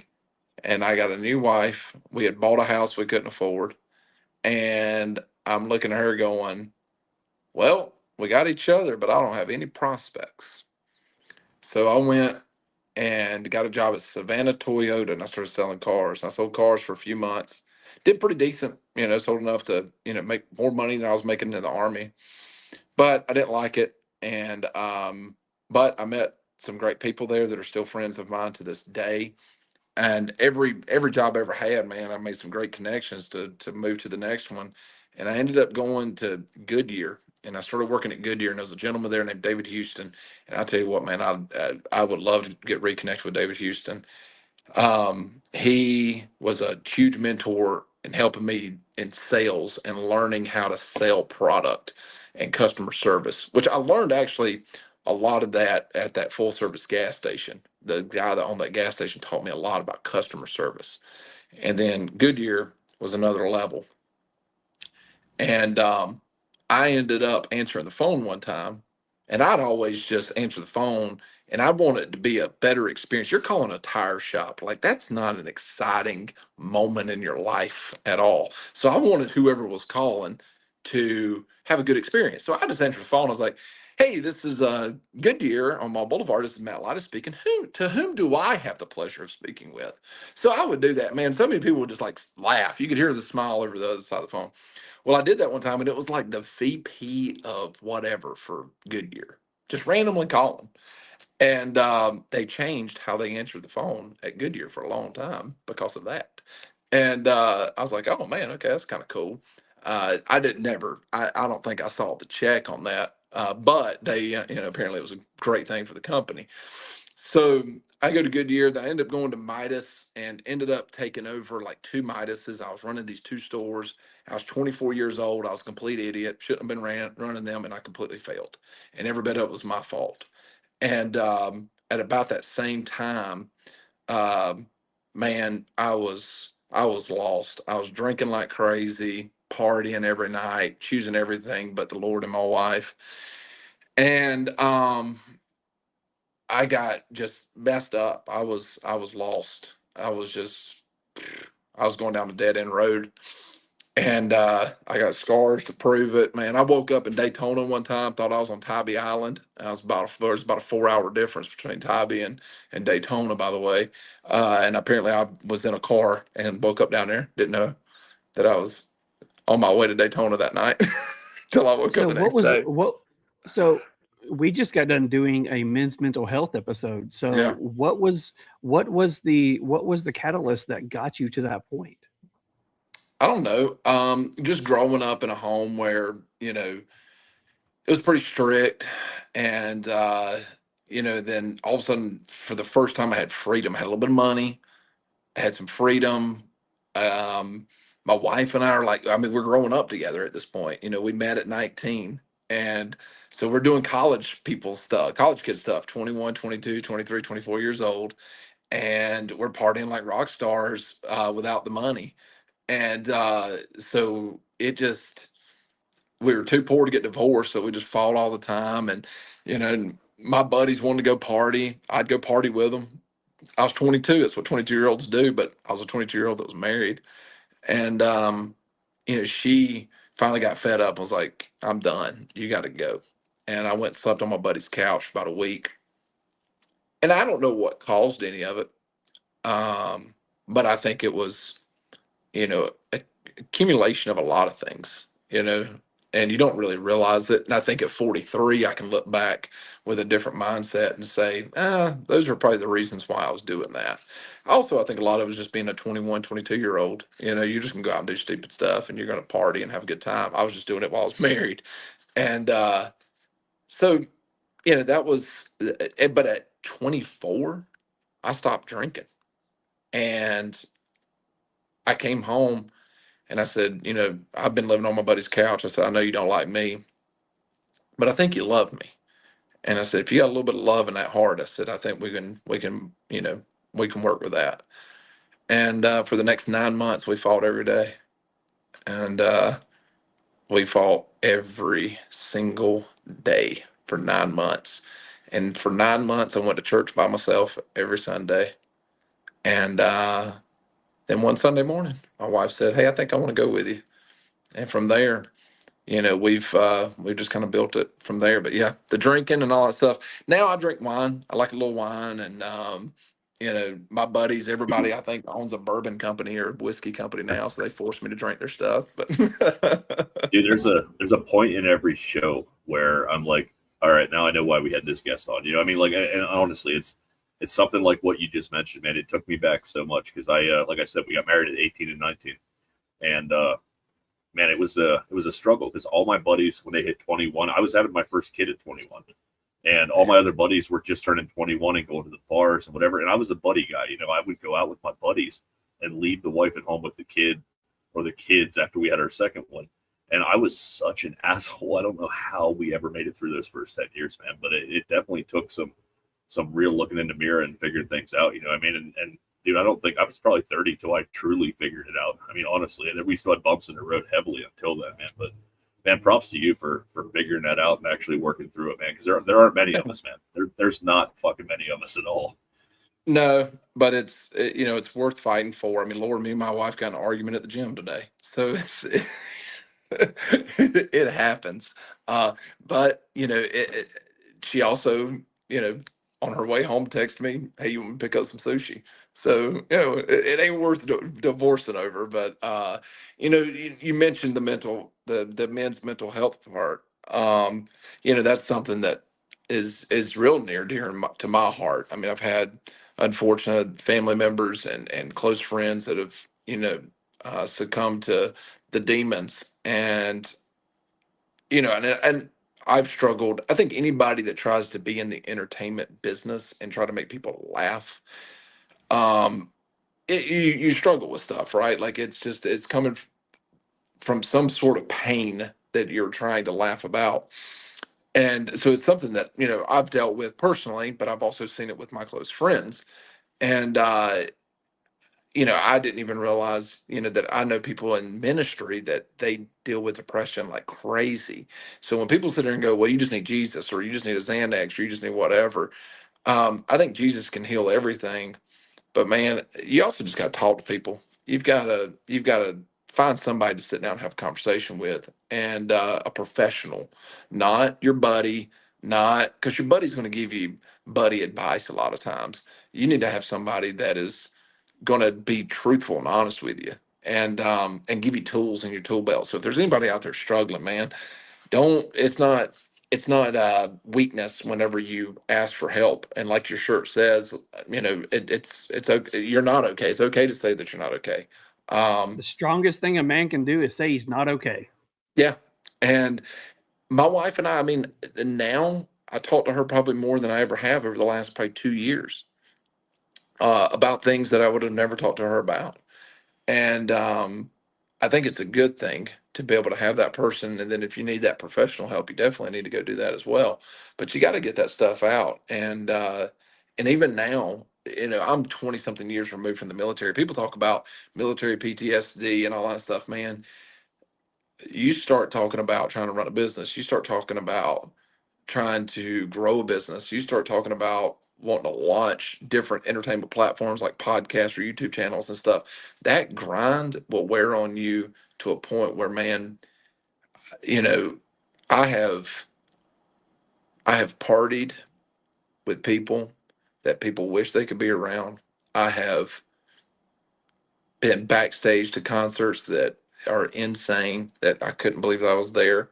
I've been on the field of football games that I couldn't believe. All these cool things. I've hunted in the duck blind with Duck Dynasty, all that stuff. And then there's been nights, man, where I've gotten to done some just got finished doing some really cool stuff and go back to my hotel room, and it's the most lonely feeling you'll ever have. And that's the part that I think people don't realize. I mean, when you're spending 100, 150 days a year on the road like I do, it's not healthy. It's not good for you. And so you've got to be able to do something to work on that, or you're just going to keep pushing it down. And I pushed it down for like 10 years.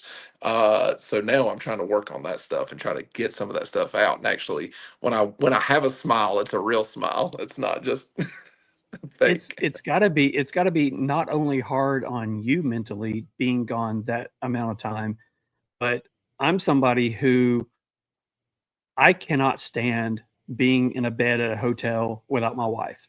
I cannot stand that night away. Yeah. I shut down. I go into those places to where it's not good for me. Yeah. But thinking that you're on the road that much, it's got to be hard on you mentally, but it's got to be hard on the relationship as well. Yeah, it has its moments where, like, lately, like this is going to be the first weekend I'm home in 6 weeks. So that can be tough, right? Now, one of those weeks, it was a convention that Amy came with me, but it was in Cabo, really nice. But like, she didn't see me for most of the time we were there. She enjoyed it. She sat by the pool and went to it has a spa day and all kinds of fun stuff. But it can be very tough. Now, God knew in that barracks room that woman right there would be the one that could understand and could put up with the type of life that I live, and that I would need somebody like that. That's not texting me constantly, who you with? Great story. I'm in the Bahamas. We're on a country music cruise. We printed all the shirts and hoodies and stuff for this cruise, right? And I'm down there I'm playing blackjack with Joe Diffie and Craig Morgan and Cole Swindell, all these country singers. And we're having a blast. We went and got some scooters in Nassau, and we're riding these scooters and four-wheelers and stuff all over the island. But we had all these models and influencers, all these beautiful girls that were there with us. So there's this picture of me with all these girls on this four-wheeler, right? My wife's at work. One of the nurses, she goes, "Hey, you see what your husband's doing?" She goes, "Yep." And they're like, "What do you think about that?" Amy goes, "Looks like he's having a good time." And they're like, "Are you not jealous? You not upset?" She goes, "There's not a girl there that could carry my purse, much less replace me." And I was like, and that's the truth.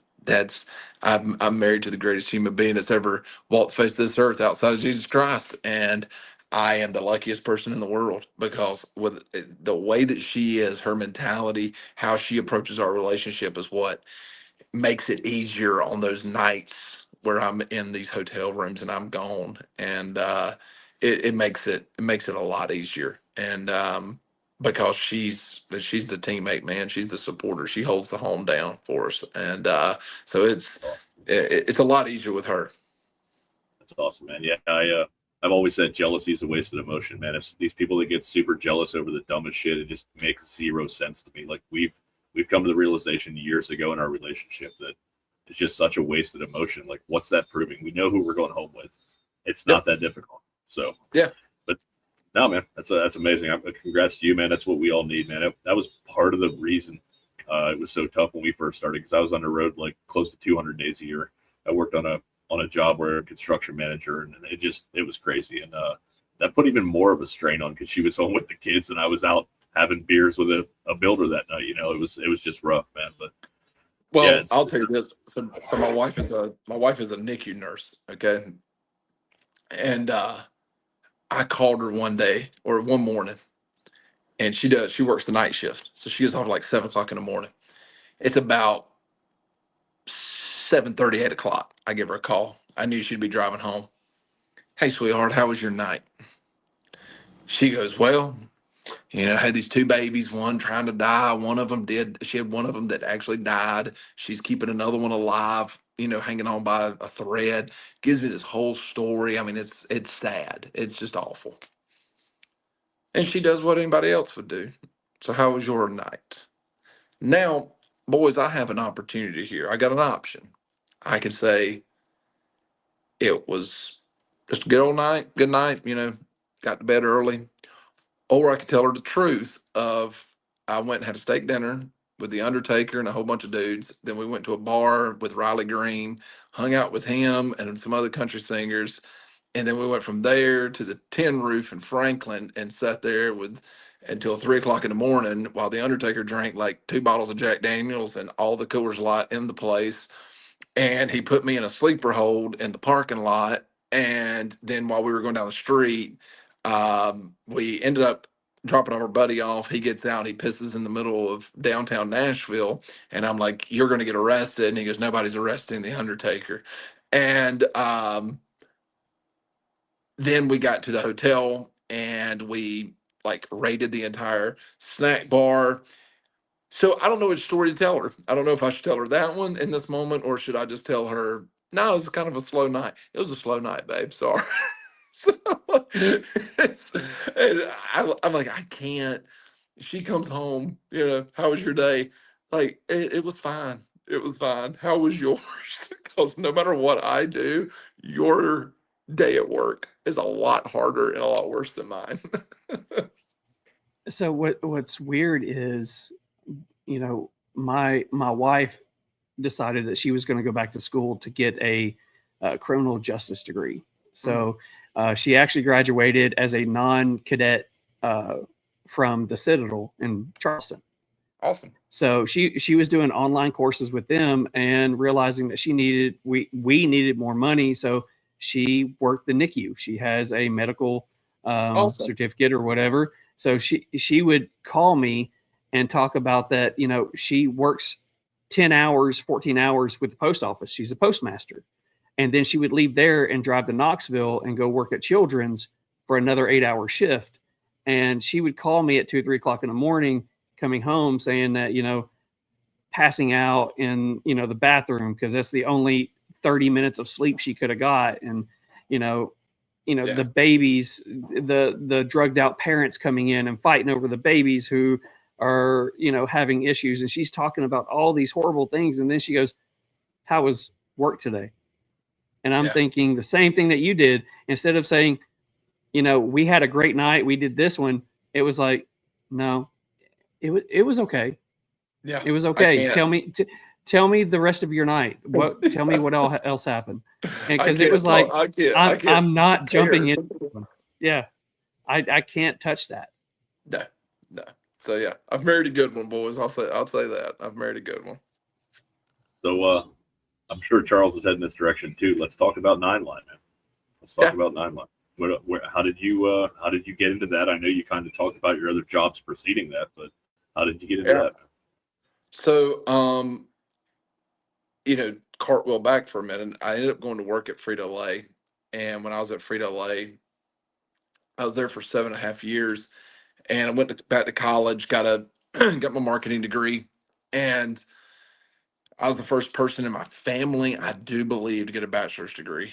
And so I was pretty proud of that. And I thought I was going to be at Frito-Lay for the rest of my life. And that didn't work out, which was fine. Ended up moving to Baltimore while working at Frito-Lay so my wife could do an internship. And was there for like 18 months. And that's when I took the leap of leaving Frito-Lay and ended up going, a couple of little jobs or whatever, nothing great, nothing crazy. And we moved back to Savannah, and I was working for Granger Industrial Supplies. So I'm selling safety supplies and whatever. And 9 Line You're was a speaking my customer. language with that. There you go. Yeah. So Granger was, Well, I was a territory oh, sales rep. Yeah. So I was a territory sales rep. They laid off all the territory sales reps, and 9 Line was a customer of mine. So I had like 2 months to be able to go around and kind of tell everybody, hey, I'm leaving. So I went around telling everybody this, and I had two options on the table for work. And one of them was working for a concrete company, and it was like 75 grand a year, company truck, gas card, get half day on Friday. I was like, man, that's right up my alley right there. And then I had this t-shirt company that had like no money, no benefits, no real plan for a future. And they were like, we want you to build our sales team. And I was like, well, I've never done that. All I've ever done is sell stuff. I've never been in that type of position. And I went to my pastor and I said, hey, man, can you pray about this? I said, I think you got a little bit closer direct line than I got. And I said, I just don't know what decision I need to make. And he came back to me and just a few days later, and he said, man, the Lord wants you to go work at that t-shirt company. He didn't even know the name of it. I didn't either. I did, 9 Line wasn't a big name. So that was in 2016, beginning of 16. And so it's been 10 years now. And I got there and, and I realized why the Lord sent me there. And real quick, it was not to sell t-shirts. It was to help others and to be able to build a platform to help veterans. And so, yeah, that's how I ended up landing at 9 Line. And it started out as a sales manager. I called the boss. I called Tyler and I said, hey, man, we've got this thing rocking and rolling, but I'm not your guy for scaling. I said, you need somebody else in here. You need somebody that knows what they're doing. I said, I don't. I said, you need somebody different. He said, man, I felt the same way and I didn't know how to tell you. I was like, okay. I said, you got to get somebody in here, man. It's a little bit more tech savvy. I'm just not that guy yet. And he goes, okay. So we sat down like next couple of days and I said, all right, this is what you need to do. And I said, we'll find somebody in the next 90 days. I said, we'll go bring them in here. And I said, we'll give it another 90 days. And I said, that will be me handing off everything to them over those 90 days. And I said, then I ride off in the sunset. He goes, no, no, no, no, you're not leaving. I said, well, I don't know how to print t-shirts. I said, all I know is how to sell stuff. And I said, I'm not going to become a salesman after building the sales team. I said, that's just kind of be weird. He said, no, man. He goes, I want you to do business development for me. I said, I don't know what business development is. He goes, me either, but we'll figure it out. I was like, okay. So that just turned into him telling me, go find opportunities for us to be able to print shirts. I want you to go find, well-known people to wear our stuff. And that was before we had any celebrities wearing anything. So that's what I did. I just hit the pavement and I slept in a car. Lord, if I had the hotel points that I could get from a Love's gas station, if they could give me points like hotels do, man, I slept in a Love's truck stop parking lots. I had the driver for Charlie Daniels for the bus. He's knocking on my window one morning. It's about 5 o'clock in the morning. And I'm like, what in the world? I rolled down the window, Jackie. I said, Jackie, what are you doing? He goes, I was checking on you, Matt. He goes, I saw your truck over here. I thought you was dead. I was like, no, man, I'm trying to catch me a little bit of sleep before I can get back to the house. I said, I'll fall asleep driving. So, um, I just hit the road at that point and just started getting in front of as many people as possible. And it's led to, where I'm at now, just being the president of business development, being one of the executives, and kind of being one of the guys there at the foundation of growing and building this thing. So let's talk about that. So you were charged with finding people, celebrities, to rep the brand. Yep. So let's go into how you started finding some of those first ones. Who were some of the first ones, and kind of how it got you to where you're at now? Because we'll be taking notes. We'll be taking notes. We need people rocking the real smoke. We need to doing the same thing. So this is a great story. We go to SHOT Show, right? Are you guys familiar with SHOT Show? Oh yeah, Vegas. Yeah. So SHOT Show, biggest gun week in the world or whatever, right? So go out there. It's my first year going out there. It's 2017. Nobody really knows who we are. And I said, guys, we've got to get our shirts on the back of these celebrities. So I got a list of celebrities that were going to be at SHOT Show. I got a microphone. And this was before, I mean, like you had all the bloggers or, vloggers and all that stuff running around. So we're running around and we had a camera, tripod, and a microphone. And our whole gimmick was we are Nine Line News. And we were talking to celebrities and influencers about their love for America, service members, and any charities they love to support. Because what I figured out was celebrities love nothing more than telling about the good that they're doing in the world. So I went around and I found all these celebrities, and I would just walk up to the booth where they were going to be doing meet and greets. And I'd say, hey, at the end of your meet and greet, would you want to do this? Yeah, absolutely. So it started with Charlie Daniels. So the night before I interviewed Charlie, I met his manager, David Corlew, at the Daniel Defense Party. And they said, yeah, we'll absolutely do that. And man, we hit it off. And Charlie gifted me actually all access passes to all of his concerts moving forward. And from there, man, I met so many people in the country music world. But also that's where I met Carl Malone, Jesse James, probably a handful of other people. It's been so long ago. And the funny thing was Carl got my number. He calls me. And he said, hey, man, I'm doing a charity event in Ruston, Louisiana. I want you to come out to it. He said, can you make some T-shirts for it? Because I told him, I said, hey, we have, this is our merch. He said, can you make merch? I said, yeah, I make merch. So I get out there and he goes, hey, I'm at his house. I'm sitting in his living room. He goes, whatever happened to that interview that I did for you? And I said, Carl, I got to be honest with you. I said, none of that was real. I said, it was all a gimmick for me to be able to tell you about our apparel and to put T-shirts in your hands. And he goes, Matt, that's the greatest plan and idea I've ever heard. He goes, congratulations, it worked. And from there, we printed all kinds of stuff for Carl ever since. I actually just talked to him about 2 weeks ago. And so it just kind of became a domino effect. What happens is once you get in with one and you build trust and they start introducing you to everybody else. And then everybody else realizes, okay, this dude's cool. He's not asking for pictures. He's not asking for autographs. He's not, up my butt about every little thing. I'll sit in the corner and just kind of be cool. You know what I mean? Like I'm not trying to fanboy. I don't really care anymore. Like at first it used to be like, oh my God, I can't believe I'm sitting here talking to this guy. Now it's just like, all right, I wonder who this guy could introduce me to is kind of my mentality. And so it just kind of organically, I just started meeting people and they would introduce me to people. Like there was a girl at Nine Line that knew Big Smo, this country rapper. Big Smo goes, hey, come to Nashville. I want to come. I want to, I love y'all shirts. So I brought him some shirts.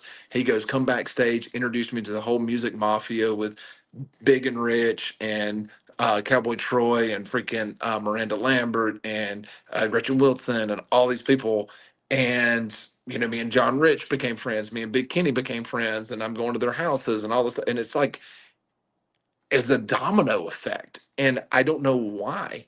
And then they were like, hey, come to the Grand Ole Opry. I went to the Grand Ole Opry and ended up getting introduced to everybody there backstage that's performing that night, became friends with all them. And and it's like, hey, do you know this guy? Well, let me introduce you, man. You need to know this person. And so that's where now all of a sudden, my phone is worth more than anything because of the phone numbers in it. Over the last 10 years, I've been able to connect with some of the most famous people in the world, and it's wild. And then being able to sit down and have conversations with them, and like real conversations, and having these guys and gals reach out to me in some of my best moments and even in some of my worst moments, just checking in on me.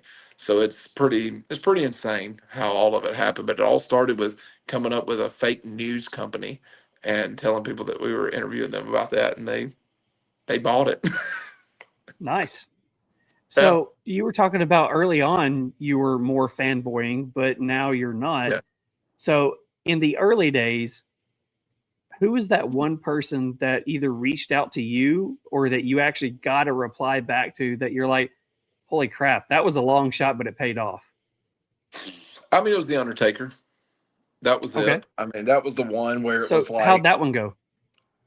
he was wearing our stuff, and it was like on the internet, like on social media or something, that he was wearing a 9 line shirt in a picture. And our chief marketing officer at the time, he goes, Matt, look at this. And I said, is that The Undertaker? And he's like, yeah. And I hadn't watched the product in so long at that point. And I said, man, what's his real name? So we looked it up, Mark Calloway. Then we looked in our system, saw Mark Calloway. It was a phone number. I said, shoot, I'll call the number. So I called it and left a voicemail. And I told him, once again, I lied. I said, hey, man, this is Matt Lyda. I'm president of business development. I said, we have customers that have spent, once they start spending thousands of dollars with us, we like to reach out and just tell them thank you. I was like, so if you could, just give me a call back. This is my cell phone number. I would just love to tell a valued customer like yourself, thank you. He called me back, left a voicemail because it was like a no caller ID number. I didn't realize at the time that was what celebrities used. And he called me back, left a voicemail. And I called him, left a voicemail, and he called me again. I was sitting at a Hooters. I'll never forget because I hate Hooters. And I hate the restaurant. I actually love Hooters. I just hate the restaurant. And I was like, okay, this is a no caller ID. I was like, this has got to be, Taker. And we talked for 45 minutes about guns and fishing and hunting and everything else. And then when he answered the phone, he goes, hey, this is Mark Calloway. I was like, oh, this is Matt Lyda. I said, hey, by the way, man, do you also go by a different name? He said, if you think I'm the Undertaker from WWE, he goes, I'm what's left of him. And I was like, well, perfect, man. I said, I just want to tell you, I appreciate you wearing our stuff. And then from there, our relationship kind of kicked off. But that was the one where like I came home and, I looked at my wife, I said, guess who I talked to today? And she said, who? I was like, the Undertaker. She's like, what? So that was the one where I was like, holy crap, I can't believe I'm talking to this guy right now. Yeah, it's amazing, man. That's it seems like you guys always had an in. I mean, was that more your play or was that the company's kind of play to like for the doing the fake news thing and then also calling, reaching out, or was that kind of your thought on how you went about that, or was that just your way of going about it? That's awesome, man. Right. That was just we're taking notes here, brother. We're just on that cusp of actually doing something with the show, so we're taking notes as we go here. Just making sure. Dude, just take chances. Pick up the phone and call the people. Who cares? We're all just human beings, man. But I just, you know what I mean? Like reach out to the people. Who cares? If Well, they see, say no. that's kind of been our mantra for this year is been, we were so comfortable with the people in the cigar industry that either one of us has gotten to know. It was easy to get them on, but it became a thing of it's the same interview every time with the same story every time. Let's branch out and see what we can do.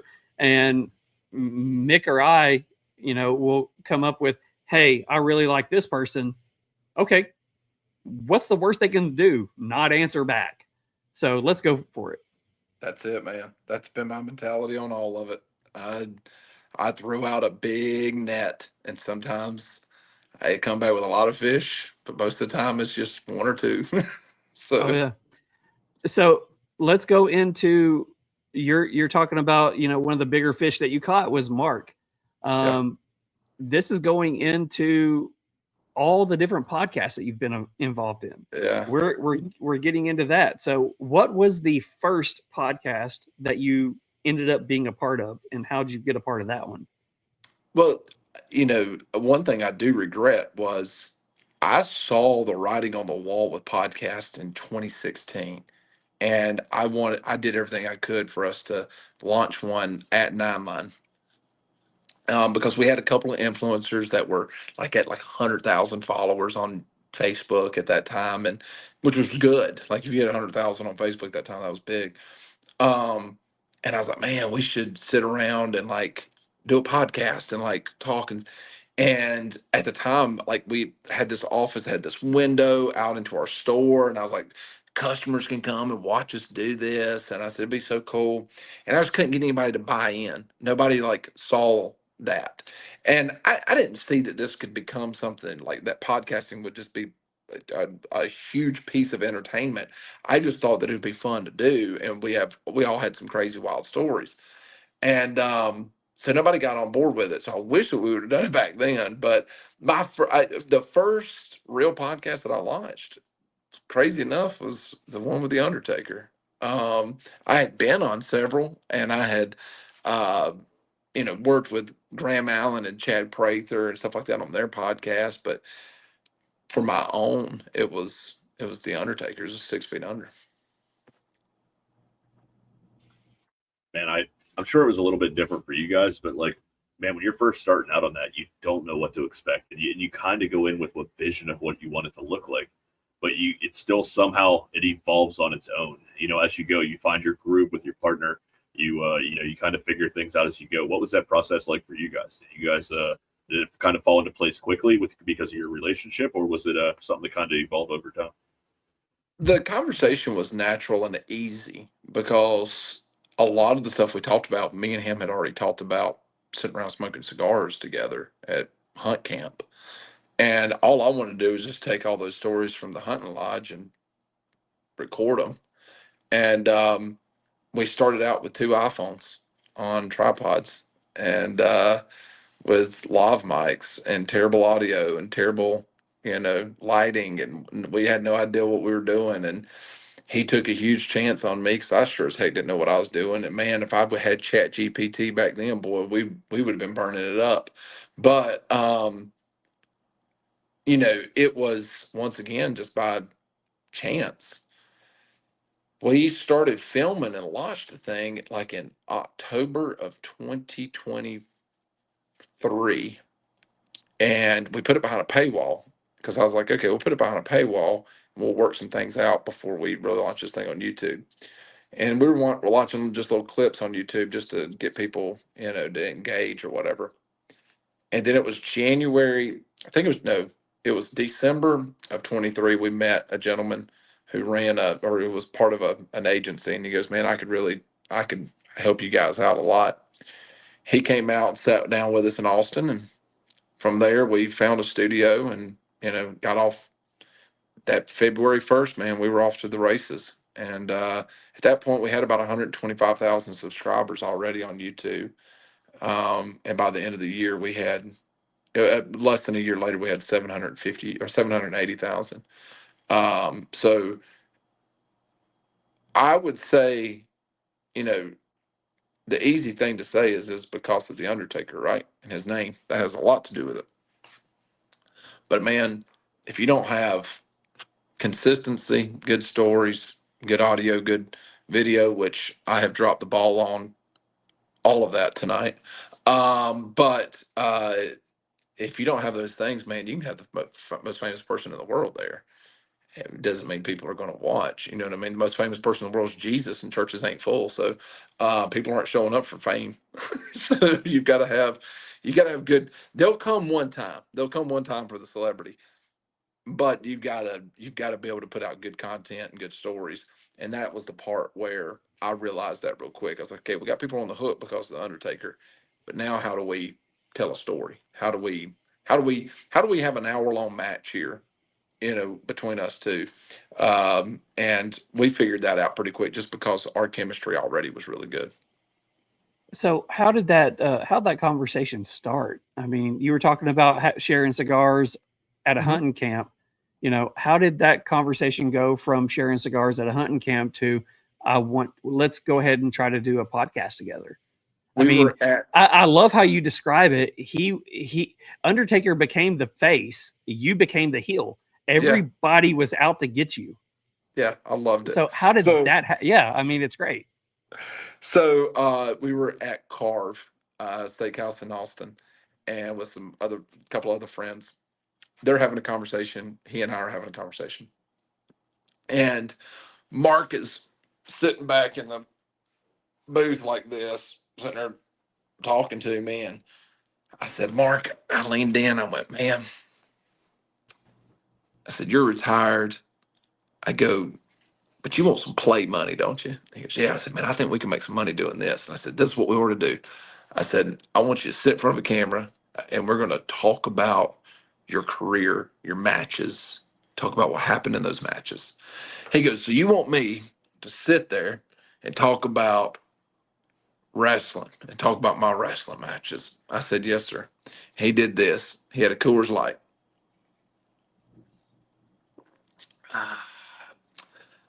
I think everybody would probably fall asleep if I told those stories, Matt. And we didn't talk about it for a year. And for a year, I knew that I had to really dial this thing in. And that's what I did. And I went to him and I pitched it again. And he goes, let's give it a shot. I said, okay. Man, he should have fired me a long time, a million times. But he gave it a shot and wrote it out with me. So, but yeah, that's how I got started. That was our first conversation. And So the show wasn't supposed to be me on there. I wasn't supposed to be on the show. So that really, was not how how so? that's not how the show was. That's not what was in my head. What was in my head was him by himself rewatching his old matches, because I watched, this was early Maven Huffman's channel, which is now like 900,000 Maven subscribers. is awesome. Yeah, Maven had like 9,000 subscribers. And when I saw his content, and I was like, shoot, if Maven can do this, Taker can do it. So we filmed like one of Taker doing it, and it just wasn't good. He even said, "They goes, this isn't good." So we go back out to film again. And that's when he looked at me and he goes, man, I got to go. He had double knee surgery. He goes, I got to go to my rehab stuff for my physical therapy. I said, okay. He goes, and when I get back, I want it set up like a podcast where it's me and you sitting there talking, and then turn around and walked out the door. And I went, you want what? I was like, bro, I'm okay. So at that point, I was like, Lord, this about to drive me to drinking. And I was nervous as I could be. I was like, I don't know what in the world to do here. And in that time, I had to sit down and just redo like all the questions that I was going to ask him about the match. And it was, yeah. So that's how it all came about. So obviously this adventure comes to an end. You have a couple of other podcasts in the works. I know that you had When Wrestling Was Real, that you took some time off, and then Yeah. you have White Trash or Money. Yeah. So how does all of those fit into these? Because I like I said earlier, I fell in love with the When Wrestling Was Real just because it's when I was 10 years old. This Yeah. is all the memories of when I was younger, but now I'm looking at White Trash and it's like it's everything that I'm about right now. I love White So- Trash, man. Every episode's great, bro. But yeah, tell us about those, man. So I called Justin Nunley up, and I said, hey, man, just let you know, I'm not going to be on 6 Feet Under anymore. And he goes, man, I hate that. And we sit there and we talked for a little bit. And then the next morning, he called me at 8 o'clock in the morning, which he's never, first time ever. He goes, I answered the phone. I said, hey, man, what's up? And he goes, hey, when we starting a podcast? And I went, excuse me? He said, when are we starting a podcast? We need to start a podcast. I said, okay. I said, well, let me think about it. I said, I don't know if I really want to do anything or not. I said, but I'll let you know. And I came home, told my wife, and she goes, you should do that. She goes, you and Justin have fun. I said, okay. So he came to South Georgia for a hunt, and I went and met him down there, and we're sitting there smoking cigars the night before our duck hunt. And he said, man, he said, let's do this thing. I said, okay. And we sat down and just talked about what we wanted to look like and feel like and sound like. And we had a couple of names, and they were all pretty much like redneck type of names and white trash names. And he goes, man, my favorite song is from Confederate Railroad, White Trash with Money. And I said, I love that song too. And he goes, that's going to be our name. I said, all right. And I had our designer at Nine Line. She made the logo. And so that was how that came about. It was just me picking up the phone once again saying, hey, man, I think, I'd be telling him, hey, this is what's happening. And him calling me going, let's do this. So, yeah, that was how that ended up happening. And it's been a So- wild ride with him. I guess it's been about a year, a little over a year. Yeah, it's been a little over a year. It was PBR World Finals when we filmed our Yeah. first episodes. So it was really cool watching, those shows, because there was absolutely, like, we don't have a podcast studio. We're over here at Justin Boots. We're Yeah. just robbing them for their time. Yeah. And it's every PBR, I'm a big PBR fan, was back in Yeah. the day. And you've got all these young writers on there, and it's like, Yeah. this is really cool. So Yeah. over the last year or so, what has it been like working with Justin? Oh man, chaotic. It's no, he's great. Justin's awesome. Justin's busy, man. He's got more irons in a fire than you could ever imagine. Um, he he's a lot of fun. Justin's always going to have a good time, right? And he and I just mesh pretty good together. I mean, we mesh well, and he has a different type of sense of humor than I have, so it kind of bounces, but it kind of blends correctly, in my opinion. But I tell you what, Justin not on Adderall is a nightmare. So like that's the requirement. If he wants to be around me, he better be on Adderall.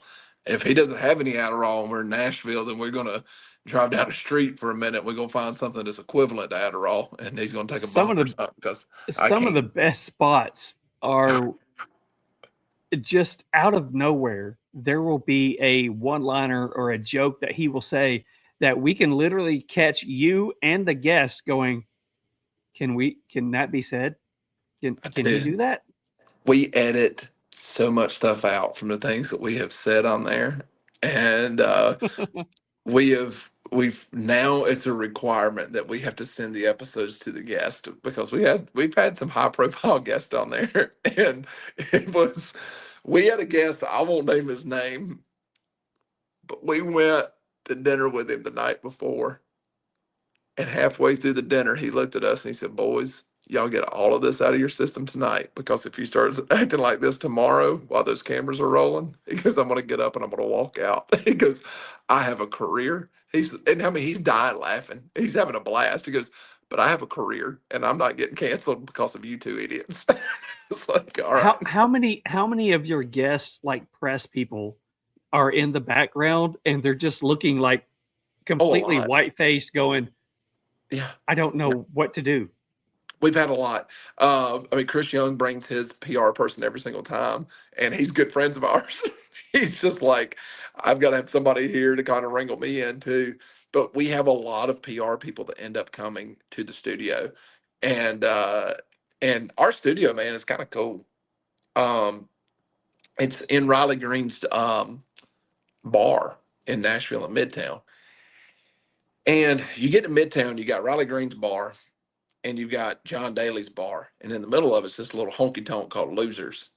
And my buddy Steve Ford owns Losers, and Steve Ford's business partner was Irv Woosley.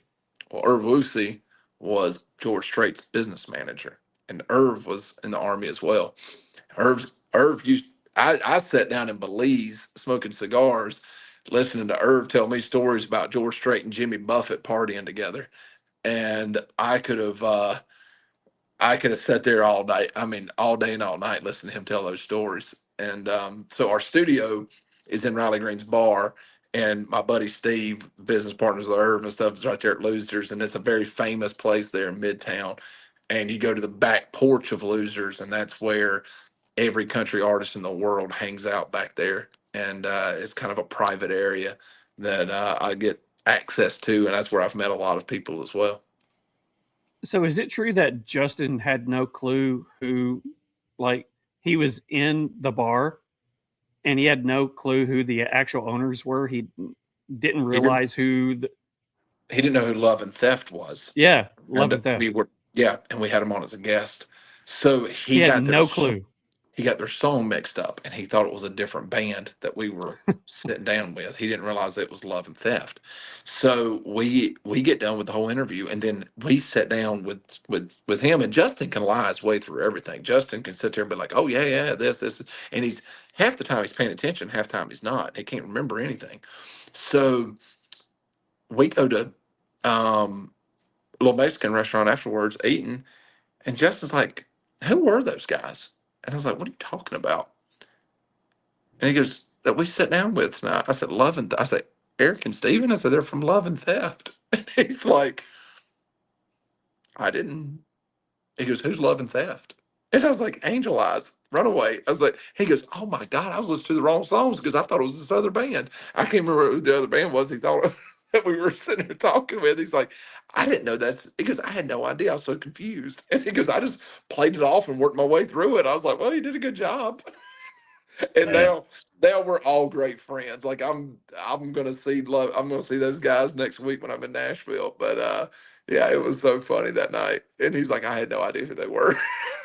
wow, that is insane, man. Yeah, it seems like you guys' chemistry does play well off each other, man. Like his quick one-liners and your quick wit on the back end, man. Like both of you guys play so well off each other, man. I guess what makes it so enjoyable is there's never a dull moment because one of you guys are putting a zinger in somewhere. And it's taken a while for the first year. Charles and I struggled finding that rhythm, but we've it's taken some time, you know. But you guys seem like it's you hit it literally right like away. watching two brothers like pound on each other. Yeah, Well, yeah. I mean, in Alabama, that happens every night. But the thing is, it's hard when, speaking of which, it's hard whenever you're not in the same room with each other, too. That's the problem. And if you're doing this whole like StreamYard thing, um, just for example, tonight, I'm going to reiterate how horrible everything's been tonight with my internet. Like, you could feel people whenever you're in the room. You know what I mean? Like the whole, like you can play off each other a little bit differently, right? And that's why I've always enjoyed doing everything in person. It's hard and it costs a lot more and there's a lot more logistics. But like when I was doing this thing with the Undertaker, I said, if we're gonna bring guests in, we got to bring guests in. Like they've got to be here. Like I go back to like I look at Rogan, right? And I go, we're never gonna be as big as Rogan, but we should have that mindset. We should have that thought process of like, I want the same quality as what Rogan's putting out, and I'm gonna go. And that's what we're gonna strive for. That's the gold standard. So that's what we're gonna shoot for. I'm not gonna shoot for anything less than that. And so that was kind of my mentality, especially once we got into our new studio. I was like, man, all right, we got to fly guests in. We're going to put them up, driver. We're going to do all that. We took good care, decent care of them. I wouldn't say good, but decent care for the most part, I think. And but that being in person in studio helps with that a lot. I mean, because I could look at Undertaker and tell when he was done. I could go, all right, this interview, I need to carry it these next 15, 20 minutes or whatever. Um, I knew when he had to piss. I could look at him and I could just look in his eyes and go, he's ready for a bathroom break. Like it was, oh, I could look at him and go, we need to get a burrito brought over here real quick. He's getting hungry. Like you just start figuring that out. You know when to talk, when not to talk. I mean, but it See, takes time. that was one of the things that we struggled with early on was, trying to figure out Mick is on the furthest east part of Tennessee. I'm on the furthest, or he's on the furthest west. I'm on the furthest east. We're 7 hours apart, same state. So understanding, each other's cues and stuff like that, we had to come up with things. So if you notice, we always turn our mics off because one of our things is if somebody turns a mic on, they're going to talk. So we had to help each other out with that. And it became one of the things that we both had to tell each other. We had to start reading our guest, and we had to start realizing whether they were all sales, whether they were all stories, or whether they were all about just having fun. And Yeah. if they were all sales, it's going to be a short night because all they're going to want to do is sell us their inventory. We're done. If they're all stories, we're going to let them talk because that's what they want to do. They want to talk. Yeah. And if they're all about having fun, we're not going to tell them you can't do this. We're just going to let them fly with it. So it is extremely hard to not be in the same room with each other, but at the same time, it's a skill that you have to understand and how to acquire. And I think we're doing okay with it. We're getting there. If there's one thing that we have gotten very good at is reading guests and reading each other. So, I mean, it's taken some time, but man, a year and a half, a year and 3/4 in, I feel like, I mean, we do it live for a reason. And yes, we sometimes have technical difficulties, not pointing any fingers tonight. But we pride ourselves in what we do because we do it live. We're one of the only ones that do it live. And you know what? Hey, we have some fuck ups every once in a while, but you know what? It makes us us. We're real. We have fun. This is what we do. So, Absolutely. I mean, and that's the whole thing is being authentic. If you're authentic, people are they're gonna catch on to that. So let's go into when wrestling was real. When Mhm. did that one start? I know it's been a little couple of weeks since something's been uploaded to that one, just because I've become a big fan of that one. So how did you go into the when wrestling was real, and where is it at now? I just wanted to talk about wrestling again. That was the big thing. It had been a while since I talked about wrestling at all. And I had some ideas of what I wanted to do. I'm the first person to sit here and say that I enjoy talking about the historical aspect of wrestling. I like doing it with someone else. So, working on being able to do something with that channel with the historical aspect of it, coming soon with a group of individuals. It's going to be like a 4-person panel talking exclusively about wrestling. That's what we're discussing right now. We're trying to figure out when we want to launch this thing if we end up doing it. But I wanted to just talk about wrestling again. That was the biggest thing. And I don't like doing it by myself. I do want to have someone else on the other side. And I think I found some guys that, want to do it and it'll be I fun. I enjoy your banter back and forth when you have somebody with you. Yeah. So I do have to ask this. So when we first started talking about you coming on here, I got a couple of images, a couple of pictures set with possibly something coming up. Yeah. So the possibly something coming up, is that a part of what you're talking about now, or is this something No. completely different? No, I don't like doing just one thing apparently. So what I Obviously. want to do So is let's what I talk. want to If you're willing to talk about this one, I'm excited about this one because yeah, this is a childhood hero for me as well. yeah. So would Well, you like we'll to bring break him. some news? We'll bring him down here. There he is. Slick Rick here, and making his debut tonight.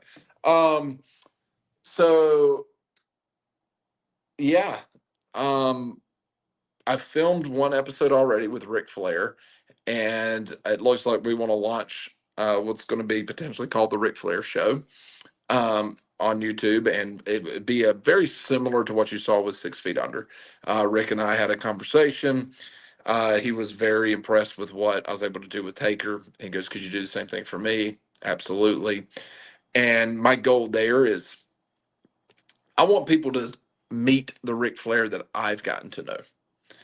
Not the person that people pull their phone out at a bar during a bad moment and people think that that is who Ric Flair today is, or the Ric Flair who gets on social media and maybe says some stuff that might be a little off the wall. I don't want that to be the final image of the greatest entertainer outside of Michael Jackson that's ever lived, in my opinion. I mean, Ric Flair is the epitome of entertainment, and he is the greatest entertainer of all time. Even at 77 years old, the man still got it. So I want people to know that about him. I want that to be the lasting memory of this great entertainer with great stories and the greatest wrestler that ever stepped into the squared circle. And that's what I want. I want people to know that Ric Flair, because that's the Ric Flair I know. The Ric Flair I know was sitting there about a week or two ago when I was in Tampa, and he's FaceTiming a 7-year-old kid that's on her deathbed from cancer, that's battling cancer. And I'm like, and we're doing it from the bar. I mean, we're sitting there at the bar and he's FaceTiming, and he does that all day long. He FaceTimes people that are sick and their parents and their whatever. And people will send him messages. Hey, could you send me a video for my grandmother or whatever? And he'll sit there and do it and send it to him. And he does that all day long. Nobody knows about it. Nobody sees that stuff. And I'm like, just because he had too many drinks and did a cameo doesn't mean that that's who he is as a person.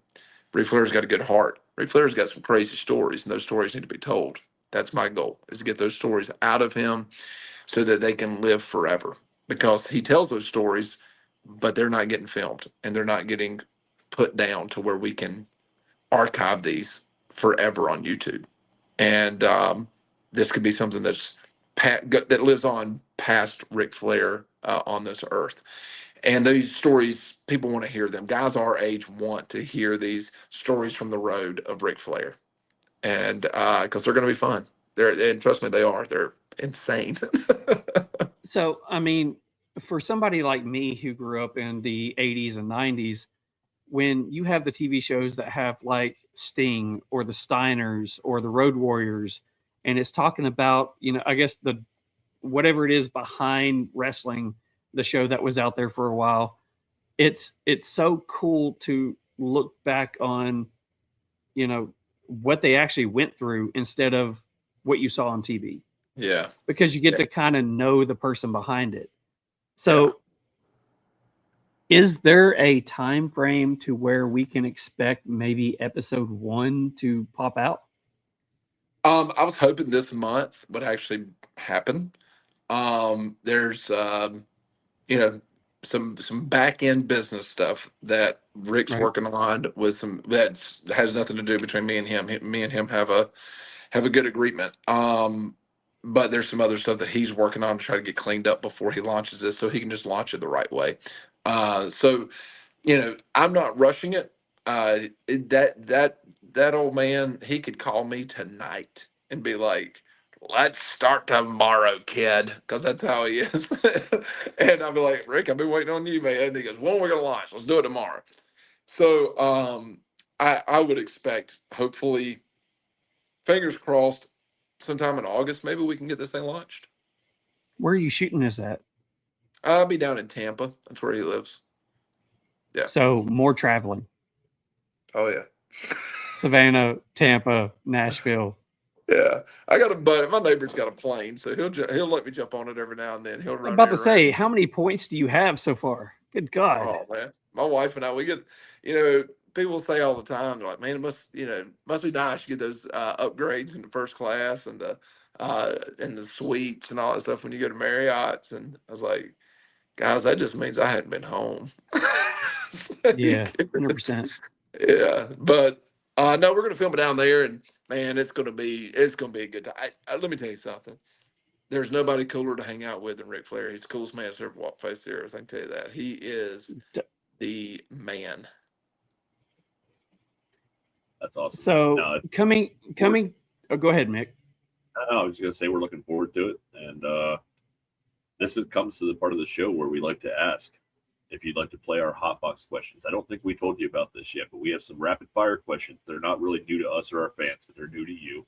And then we also have a section at the end that is done by one of our Patreons and by last week's guest. We call it Ask It Forward. So I will be reaching out to you this coming week and asking you to do one for next week if you can. All right, so that sounds great. We're going to play hot box questions. That's our next segment. All right, I'm in. All right, so Hotbox Questions is brought to you by Beard Apothecary. What is going on, Real Smoke fam? John here from Beard Apothecary. Today, we're going to talk about Father's Day. So, yes, I'm in the room that Tay built. Anyways, Father's Day. Last year we dropped Daddy-O, and Daddy-O was that beach feel, that pineapple, that coconut, that fresh outdoor scent. Well, this year we wanted to change things up a little bit. We wanted to do something in honor of Tanya's dad, Pete. Many of you know she lost him back in September, and we wanted to do something to honor him. So Pete was a guy that was super generous, just a loving guy. He loved his family. He loved his kids. He loved his grandkids. And yes, he even liked me. So we wanted to do something in honor of him. So Tanya went looking, and she came up with a scent profile that she thinks kind of nailed it. And when I smelled it, I was like, there's no question. We had a whole bunch laid out, and this was the one just stood out above all the others. It's going to be that spice and bergamot and amber that make you think of the sea captain and make you think of just that time out on the water. And this one's really near and dear to our hearts. And so we have officially dropped the Captain Pete, and this is live on the website right now.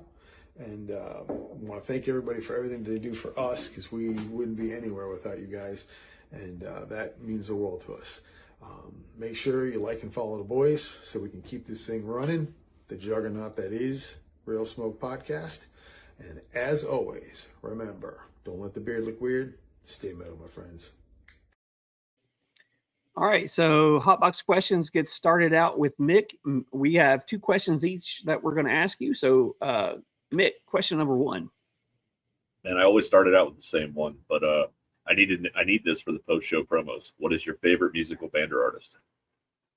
Oh my God, y'all are gonna make fun of me. Okay. Britney Spears. Jimmy Buffett. Jimmy Buffett. Okay. Jimmy Buffett. I'm cool with that. Yep. Favorite Parrot Head song.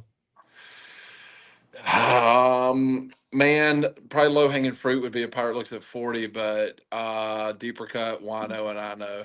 I love Wino and I Know. Caroline Street, girl going crazy on Caroline Street is another fan favorite of mine. But the Wino and I Know, man, is and then gosh, man, when the phone doesn't ring, it's me. But if the phone doesn't ring, it's me. That's another one that's like a good one. And Survive. Survive was the first song that my wife and I played when I came home from Iraq. Yeah, I got home from Iraq and we put on some music in the living room, just sitting there, just us two. And Survive was the first song. Nice. That's awesome, man. Thank you. Yeah. So question number 2.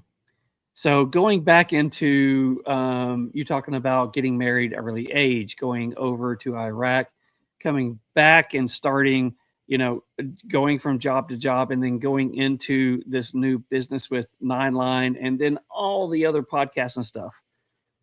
You've lived a life. So out of all the different facets of your life, what is the hardest lesson that you've had to learn? That I'm not that important. That's it. It's brother, I'm not that important. I'm no better than anyone that lives in my little 58 house neighborhood here. I've sat down with the president of the United States. I can text John Cena right now. It doesn't matter. None of that stuff matters, man. That's all window dressing. What matters is that pretty little girl that's on that back porch back here drinking a glass of wine right now with our dogs. I'm not that important, man. None of us are. Humble, man. Humble. I love it. You're right, man. We're in some way or another all replaceable, but it's a tough pill to swallow sometimes. It is, man. That's awesome. Don't take life so serious, right? Like it's not that. I mean, it's have a good time. Absolutely. We're only here once, man. As far as we know. Yeah. I think. Yeah. All right, so I'm gonna switch this one up a little bit. Man. I hope so. I hope the Bible's correct, man. I want to be in heaven. I don't want to come back here. There's some rough times down here, man. All right, so I'm gonna switch this one up a little bit. I've asked this question a bunch of times, but I wanted to kind of make it personal to you. So, if you could have a cigar or start a podcast with any person, dead or alive, who would it be and why? Like, why would you want to sit down with that person over a cigar and really pick their brain? Jesus Christ, man. That's him. Jesus. I would love to have a conversation. To sit there and have a cigar with our creator, man, would be really cool. But if you wanted to, not go that route, it would be Ernest Hemingway. Oh, hell yeah. Both great answers, man. Both great answers. You couldn't go wrong. You could pick that brain for way more than an hour. So that's all. Jesus, how cool. We get to sit here and talk to Jesus anytime we want, but like to be able to sit here with the guy in a physical form would be really cool. But if there was just anyone else other than that, it'd be Ernest Hemingway. Just to be able, what a life that man lived. God, shit. Or Anthony Bourdain. That's who. That would be. That would be amazing too. I'm taking Anthony Bourdain over Ernest Hemingway. Okay. And he's close behind Jesus, because man, I love me some Jesus, but boy, Anthony Bourdain was the man. I could just see Jesus being like, "Watch this! I can light this without even lighter, and it just light. And cool, and this is amazing." Yeah, there's nothing that you could do that's cool enough. Like he's going to one up you on every story. So like and he's got a huge, advantage. So like, all right, probably Anthony Bourdain, because like at least we have a level playing field here. We're just regular human beings. But how cool would it be to have Anthony Bourdain still alive doing a podcast? Because he probably would be in that. I don't know. Amazing. Anthony Bourdain might not be in that space. He might say F that. I don't want to do that. But man, See, I would think he would be along the lines of saying that he didn't want that on him.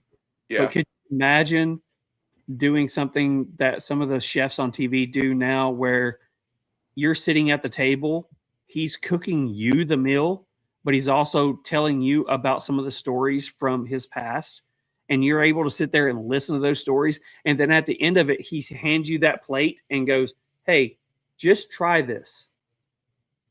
So, okay, I know y'all got all these hot box questions, but my internet went out and I didn't get time that I needed. And we're going to do this again. But Mick, I know that you're a sports fan. This was my Anthony Bourdain moment of being able to sit there and like have these crazy stories and all that stuff. Sitting in Carl Malone's house, I'm smoking cigars with him, right? We walk into his man cave. His wife asked me, hey, could you help me move this? So she had a charcuterie board. So I had to move his 2 MVP trophies off his desk so that she could put these charcuterie boards up. We sat there that night smoking cigars. He pulls out some rare rum and all kinds of stuff. I don't even drink this stuff, and I'm still drinking it because it is what it is. And he started telling stories about the dream team and that 92 and that 96 dream team that he was on. But he specifically talked about that 92 team with Jordan and Bird and Magic and everybody in between. And I could have sat there that night. 9-year-old me was like flipping out. You know what I mean? And because I was a huge Malone Stockton fan, of course, Jordan Pippen fan, all that stuff. But I got to sit there and smoke cigars with Karl Malone while he tells me stories about the 92 Dream Team. And I'm like, okay, I'm Wow. good. Like, this is insane. And it's me and 3 other dudes. There's 4 of us that were just driving through town. And yeah, it was wild. That was a really cool experience to sit there and listen to those stories. I got a million of those of sitting around with people smoking cigars, telling stories, Oh, famous we're people. definitely just, doing round 2, man, because that's going to just be like story time with Matt. yeah. And Oh, talk yeah. about some Oh of the man, we stories. could. Yeah, forget the whole "how did we get here" part. Let me tell you some of the wild stories. That's going to be the fun. That'll be the fun episode. See, that's what I was going to go into is that we have to talk offline, but I would love to get you back and just do stories. Yeah, And we could do that. it's just stories from the day, because when you're talking about the 92 team, I'm looking back, that was when I was getting into basketball, and it was Bird, Stockton, Jordan, Yeah. Pippen, and that was the people I was watching. Well, y'all need to take a road So, trip. Come out to Ruston, and we'll all go over to Ruston and smoke cigars at Carl's shop and do an episode over there. hell yeah. All right, so my last question. So, listening to you on other podcasts and listening to you tonight, I know when people ask you who is your one of your number one people, it's got to be Flair. So, talking with Flair over the last year or so and getting to know him, what is a story that you can go, dang, I did not realize that happened? So when you say number one people, are you saying my favorite wrestler, or are you saying like Yeah. okay, Yeah. a story from Flair that I can tell on here? This is okay. This is a good Flair story. So I don't really drink. I've said that I think a few times. I like a little red wine. That's about it. So Rick's got his own vodka. And he's like, "Hey, have you tried my vodka?" I said, "Rick, I don't drink. You know that." He goes, "Okay." So we're sitting at the Pearl in Tampa on Water Street. He hangs out there every night. So we're at the bar. He goes, "Matt, do you like you don't drink, do you?" I said, "No, I got some wine, Rick. I'm good." And I had some buddies sitting at another table. I'm over there kind of hanging out with them. And Rick goes, "I'm gonna get you a tea." I said, "Okay." I was like, I'm good, but that's fine. So he orders a tea, and he goes, Matt, I got you. Come here. He hands me a glass. It's a whiskey glass, and it's clear. Like there's liquid in it, but it's clear. I said, Rick, I said, I thought you were getting me a tea. He said, no, I'm Ric Flair. I don't drink tea. It's vodka. It cheers me. And so I threw that. I threw it back a little bit. I got enough in me, not a lot. I got enough to know that I didn't need any more. And I handed it off to somebody, and he ordered about 3 more of them. He said, I thought you didn't drink. I said, I ain't been drinking, Rick. I've been handing them to people. It's like, I've been buying shots for random people. I said, no, you've been buying shots for me. I never told you that I was going to drink them. But yeah, that ain't tea. He goes, I'm Ric Flair. I don't drink tea. That's vodka. It's like, So when you tilted that one back, did you give a big woo? no, because Or did you give a I gave a why do people do this? That was my response to it. But Rick, yeah, Rick's a wild one, man. Rick's stories are insane. So that's where like I got a Can't bottle of wait. the story. Yeah, but Yeah. I'll tell you this, and we'll go into this in the next episode. I love that you say that. The most interesting person I ever met is a man named Baby John DeLutro, though. Baby John DeLutro. That's the most interesting human being that I've ever met in my life. And he's part of the Mick, Gambino write family. the name down. Yeah. Write the name down. That will be who we ask first on the next episode. Yeah. And then in the cigar community, Joe Bonino, one of the 5 original families of New York, sort of with a B, Bonino or something like that. God, he's going to kill me, literally, because I can't remember his name. But his grandfather or whatever was one of the first 5 original families, and he's in the cigar industry as well. And that's another guy that he's another interesting character to be around. I know we're running long. There is so many other questions I have. I want to get into. I saw that you changed shirts. You're in the Hoot and Young. That is a group that we want to have them on here. We actually have cigars put back that we want to review from them. We want to get them on there. It's too easy. That's easy. I'll connect you guys. That's not a problem. Appreciate it. So we're going to go ahead and get the last 2 questions of the night out of the way because we've been on here longer than we told you we were going to keep you. The next questions that we have are called our Ask It Forward questions. So Ask It Forward question is, we have one from our guest last week who's going to ask you a question. The other is someone from our Patreon community that we pick every week that gets to ask you a question. So before we start that one, Ask It Forward questions is brought to you by Southpaw. Hey everyone, I'm Wes Chandler with Southpaw Stogies. If you're looking for a new cigar lounge, especially in the Lebanon, Tennessee area, boy, have I got the place for you. Come on, let me invite you inside.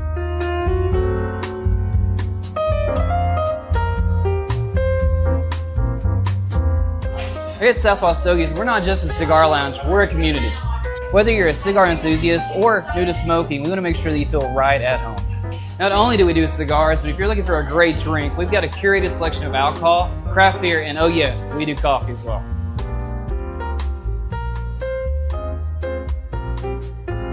And most importantly, we want to make sure that you feel right at home at Southpaw Stogies, and we hope we see you soon.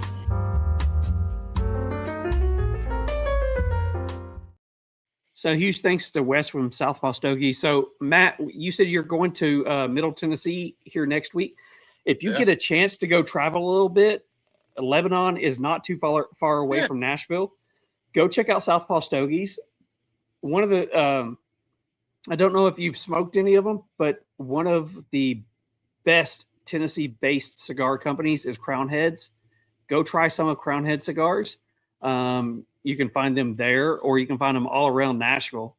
But they are a Nashville-based cigar company. So Awesome. Go check out Crown Heads. Cigars next week, absolutely. So, yeah, I'll tell the boys. All right.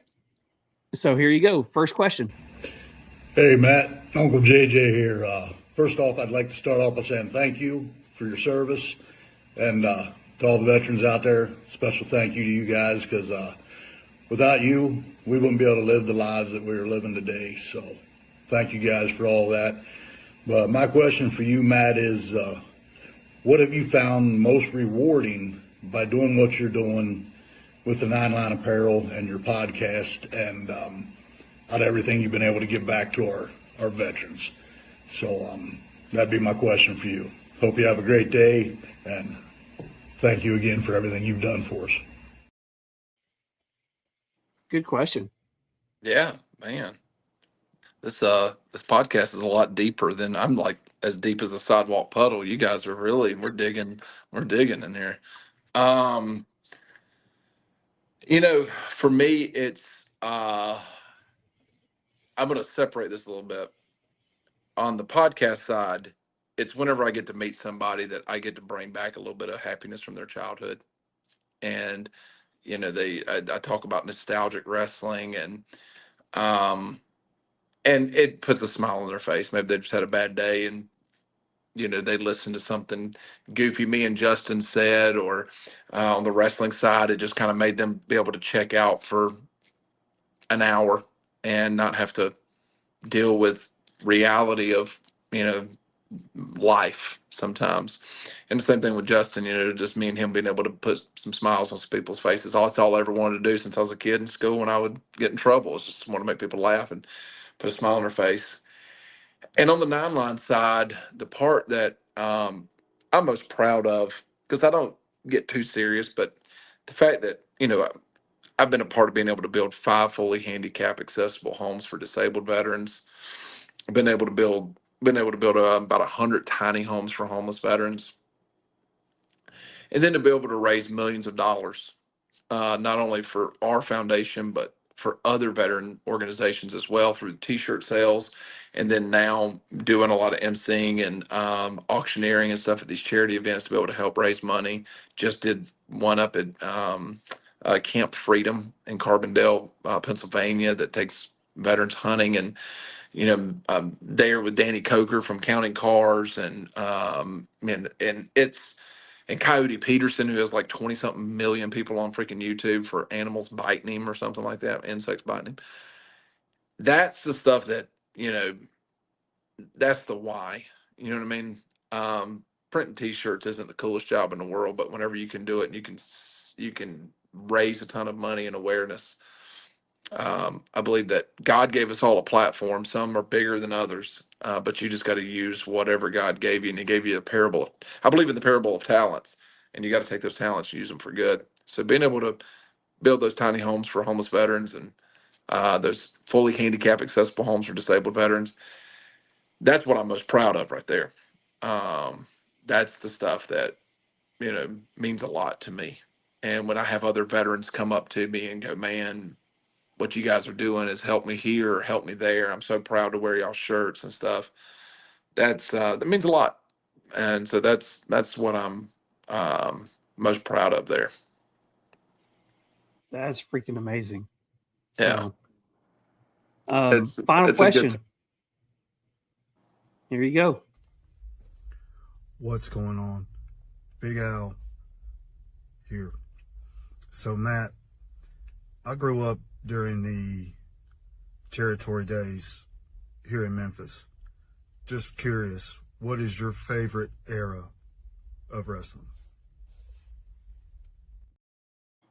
Wow, we go from one serious thing to something lighthearted. First of All right, all, here we go.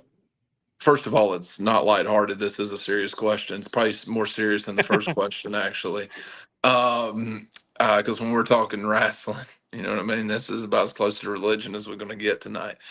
Um, the Attitude Era is the easy. Wait, you did say when it comes to religion, there's Jesus, and there's Reagan, and there's Flair. Flair. So there you go. That needs to be a T-shirt. By the way, do not create that one. We're going to create it. Just here's your T-shirt idea that nobody will do for me. It's the South's Mount Rushmore, and it's Billy Graham, Dale Earnhardt, Ric Flair, and Bear Bryant. So I'm all on it. Got it done. So I mean, low hanging fruit. Favorite era of professional wrestling. If you don't say the Attitude Era, the Monday Night Wars, apparently you've never watched wrestling a day in your life.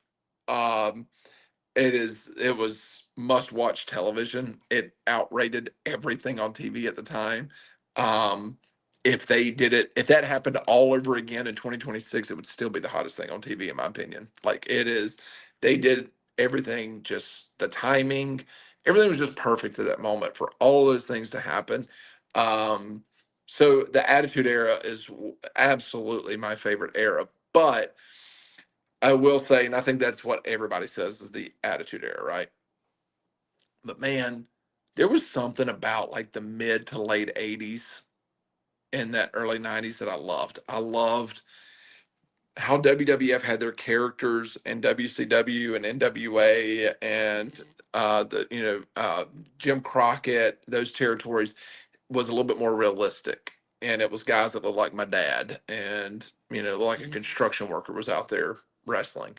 So Attitude Era is my favorite era of all time, but I do love like that mid '80s to that golden era of the '80s that we saw. We got to see how wrestling really Vince McMahon buying WWF from his dad, and then just that transformation, turning it into a business and kind of stealing the best talent from the territories. The '80s were fun to watch as well in professional wrestling, and we had some great workers during that time as well. Ricky the Steamboat Dragon being one of them. Yeah, man. I remember those Saturday morning wrestling, man. Like before, nobody ever thought of TiVo or watching it later. Like Saturday, you were parked in front of your TV, and that's what you were watching. And I'd watch it with my dad. I think there's gunshots going off in Memphis tonight. Actually, by the way, can you guys hear that? I don't. That's not surprising. That doesn't happen. That happens a lot over there. Yeah. It's kind of crazy, but no, man. That's great answers, dude.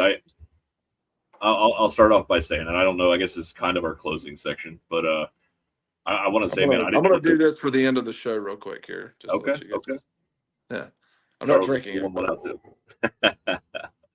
No, I want to say, man, I didn't know what to expect going into tonight, but bro, I could ask you 1,000 more questions tonight, man. You're so easy to talk to, and it's so much fun, man. Charles is pulling one out too. Am I the only one? I'll just pull out my. Yeah, I guess I don't know. And I appreciate that. You guys are easy to talk to, and I promise you, we're going to do this again. We're going to do it a lot more professionally. But this bottle is a Jack Daniel's Single Barrel Select. I don't know what any of that means, but this was one of the bottles from the barrel that Undertaker did. And so he did a barrel with Jack Daniels. They only made one barrel, bottled it for him, all that stuff, right? So this is one of the bottles from it. And we have sold these bottles for like $10,000 a piece to raise money for veteran organizations as well. He has donated so many of these bottles to me to take around. He'll sign the box and everything else. Funny thing is, I don't even have a signed box. I have a box, but it's not even signed. But that's, you guys have all your whiskey and everything else. I don't even drink, and I have this stuff in here. My neighbors come over and try to break into it all the time, but it's the one bottle that I don't let them do. That is awesome, man. No, so I'll just kind of do my little rundown here. Again, thank you for everything, man. Thank you for your service. Thanks for, dude, you said it a few times, like, you like to give people that outlet a little bit. And that's what we try to do every week. We want people to learn a little something about somebody maybe they didn't know, kind of give them a break from that week. And we all have shitty weeks, man. And Charles and I have talked about it 100 times. Like we come into this every week. Some weeks we don't feel like doing this. We have stuff lined up until like October at this point, and we're like, cool. Yeah. But there's some weeks we don't feel like doing it, but every week we get on and we're like, man, that was the best, like 2-3 hours of my life. Like it was so much fun. Like we always learn something new. We have a lot of fun. So thank you for taking time out of your day to kind of play a part in what we try to do for everybody. My other couple little things are, you did say shoot your shot. So if you got anybody you'd like to pass to us, man, because you know way more than we do. So I'm just saying, I'm shooting my shot right now. If you got anybody that you think would be, you see what we do here. We like to have fun, man. So if you decide you want to pass somebody our way, we're cool. But thanks again, man. We appreciate everything, and it was a fun night. I know you were pissed off at yourself about the technical stuff, but we're kind of known for that. So it's what we do, man. I'm happy it was you tonight instead of us. So I appreciate you, bro. Well, I apologize for that. Hopefully next time we'll get that dialed in beforehand. See, me personally, I don't apologize for that because it's one of the things, like Mick said, we're known for that. So the fact that we could actually play that off It's Hey. almost like we did a bit, and we'll just play it off like we did a bit. So Yeah, this episode is going to bomb because of me, and not just because of the guest, but just because how the guest doesn't know how to operate equipment apparently, or his Wi-Fi sucks.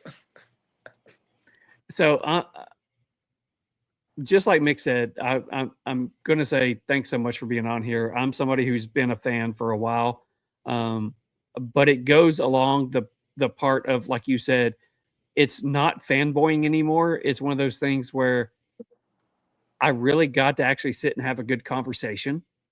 And I enjoy the fact that we got to have a good conversation because there's a lot of stuff from your past and what you're doing now that kind of resonates with what my past was and what we're doing now. So I appreciate that. Definitely not going to ask for a answer now, but would 100% love to have you come back on here and just do not a origin story like we did today, but let's talk and have fun with wrestling and sports and just BS and have a good time and Absolutely. just not I mean, scripted. you know, you live over there near Knoxville, right? Yeah, right outside of it. I've got a buddy that's who I'm going to be going and hanging out with in Nashville. He's got a comedy show at Zany's on the 8th. Oh, yeah. Big cigar guy too, and but he lives over in Knoxville, and you know the mayor over there is a good buddy of mine too. Glenn. So I come Tried to through get him Knoxville. on here as well and can't get an answer back. So Yeah. that was my big thing, was I was going to get Glenn on here just because he's the next county over. I would love to get him on here. Glenn's and amazing. Just talk about stuff. Yeah, Glenn's the nicest human being that's ever walked the face of the earth too. But no, I am 100% coming back on board just to redeem myself and show everyone that I know what I'm doing when it comes to studio, being able to run an actual show. But no, I appreciate you guys doing this. I'm a huge cigar fan. So when you reached out, you know, it was, yeah, sure, not a problem. I'd love to do that. I have people reach out to me all the time, want me to come on their show. That I'll be honest with you, I just don't really answer them. So if they're watching this, if I didn't answer, I was fully 100% was fully expecting you not to answer me back. Just saying. No, I anything like cigars, you're gonna rope me in on cigars. You're gonna rope me in on wrestling. You're gonna rope me in on sports. Because Mick, also, man, if you want to do about 10 episodes just talking sports, I can do that outside of wrestling. That is let's do it. My thing, man. That is That's my thing, bro. love. Let's go, man. Is Me too. sports. I coached for a long time, man, and it's my thing, man. I'm just passionate about it. I love sport. It's like a chess match, man. You love seeing that stuff come together on the field that you work so hard behind the scenes for. I just love it, man. I love it. Yeah, if I liked kids, I'd probably coach too, but I can't stand them. So it's yeah, you know, when people are like, you know, I don't like other people's kids. I don't know if I'd even like my own. So I just never had any. I was like, I can't do that, just in case. But no, I'm more than welcome to come back. Man, I'd love to be able to come back and do this again and dive into talking about some cigars too, because you know, it's funny that we're, you know, quote unquote a cigar podcast. What is the one thing we didn't talk about? We didn't talk about cigars, man, and I've got some great cigar stories, but also my internet didn't work half the time. So All right. But part two cigar stories, because I've got that's part Cigars two. and sports. Let's oh go. my god, we'll do part 3 of sports. We'll do this could go on forever. I need to write a book, I think, but I don't know how to get the crayons to like stay on the book as during shipping, so I got to figure that part well, out. you're Army, so you don't have to worry about eating them. Yeah, that's the good thing is, you know, I haven't, that was the biggest part of why I joined the Army. I didn't have to eat crayons. I didn't realize the Marines did that till I got in, but. All right.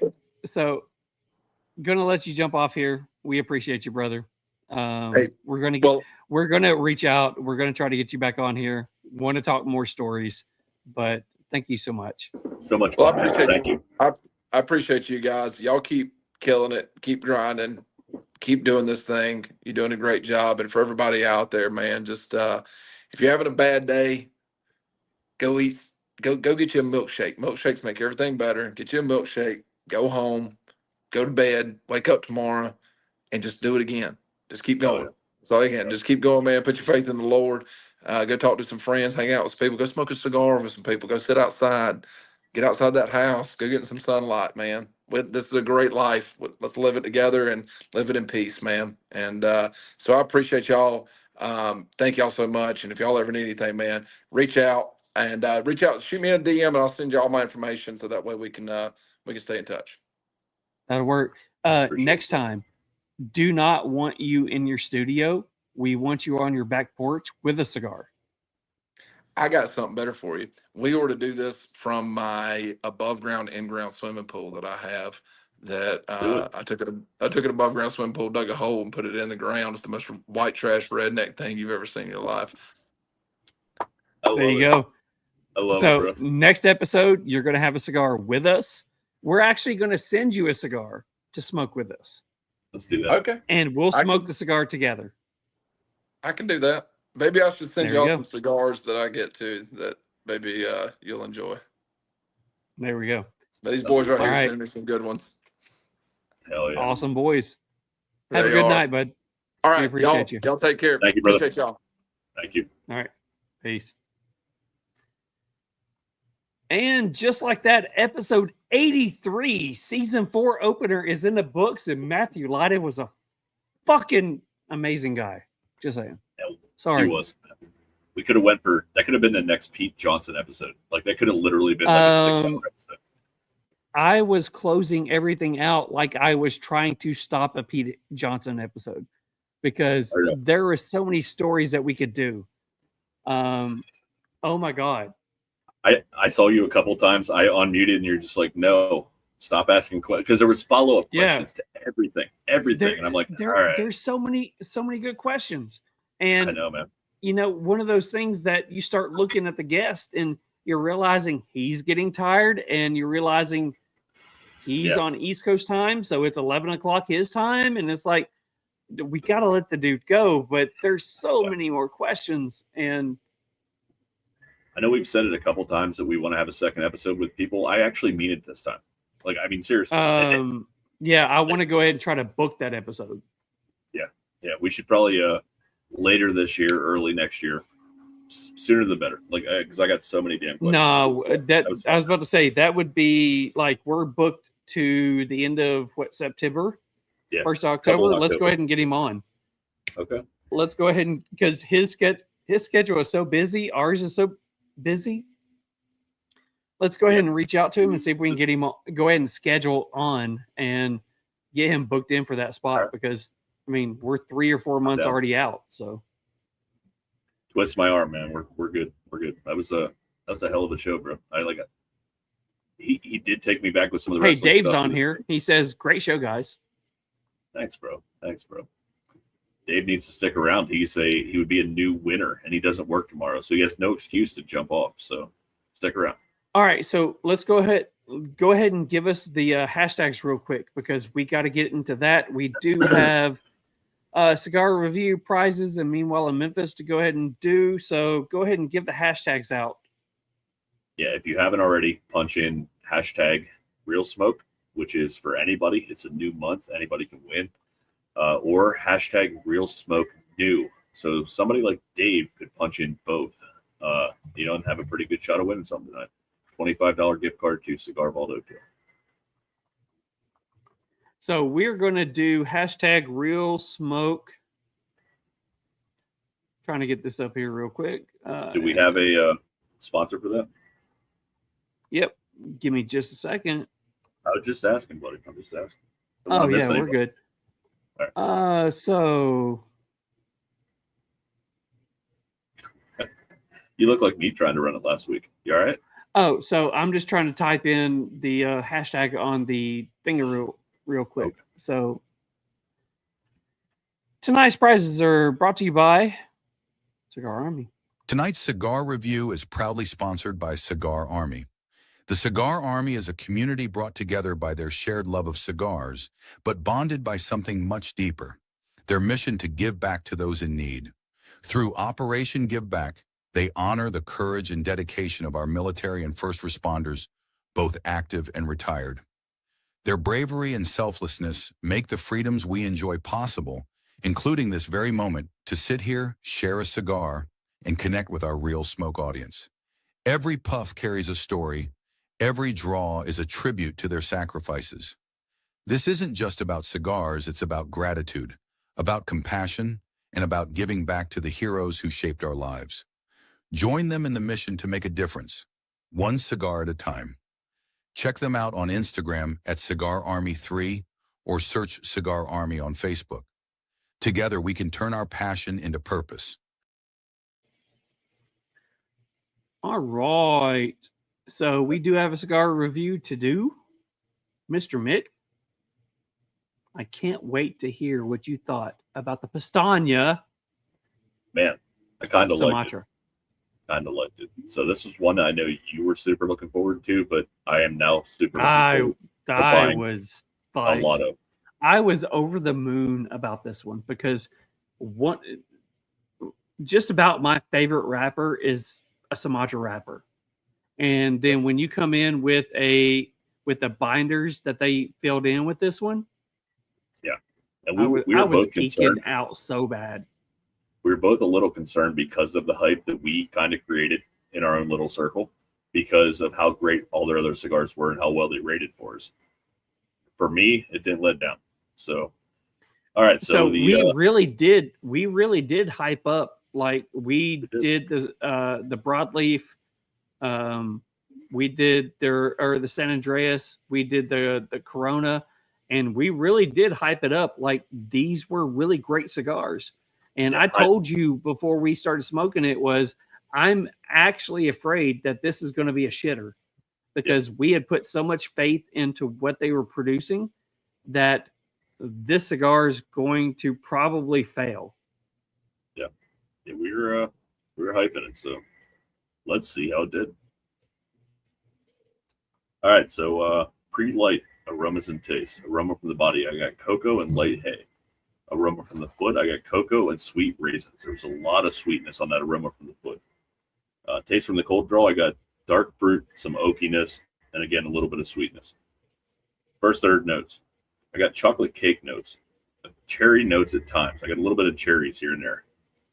Baking spices, the smoke was so creamy and dense, it was ridiculous. And I got this weird pine note at times. Like it had a little bit of like a woodsy, piney note at times. The retro was cocoa and light black pepper. Second, third notes, light earth, dark chocolate notes. The smoke remains creamy and heavy. It had almost a cola, like a Coca-Cola note at times. Toasted cedar. And again, the retro was the woody notes, a little bit of leather and some black pepper. Final third notes, I got mild earth and mineral notes. Dry cocoa.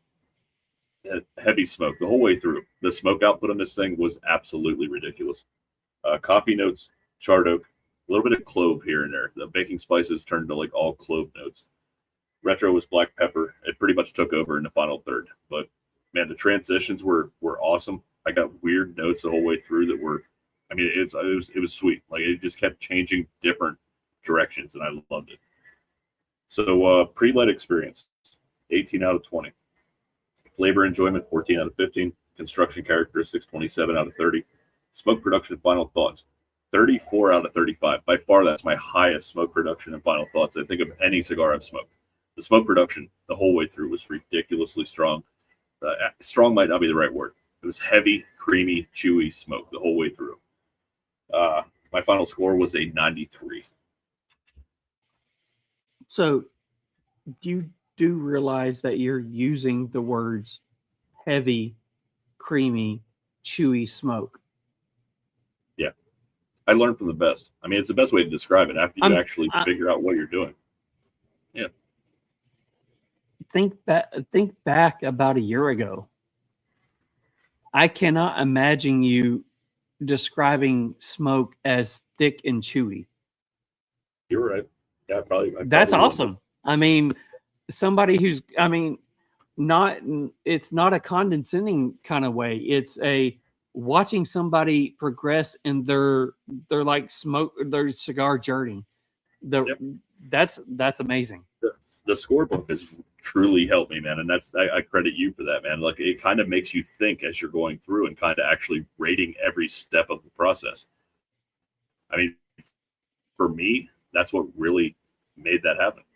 So thank you. Just watching, I mean, again, not saying it in a bad way or anything, just watching your palette grow and the way that you describe stuff, that's freaking amazing. Thanks, I mean, man. that's a journey that each person has to go on to. I mean, whether it's tequila, whiskey, cigars, or whatever, you have to go on that journey on your own. And listening to it is like, wow. I mean, we're talking about, we're in season 4, we're getting ready to celebrate 2 years.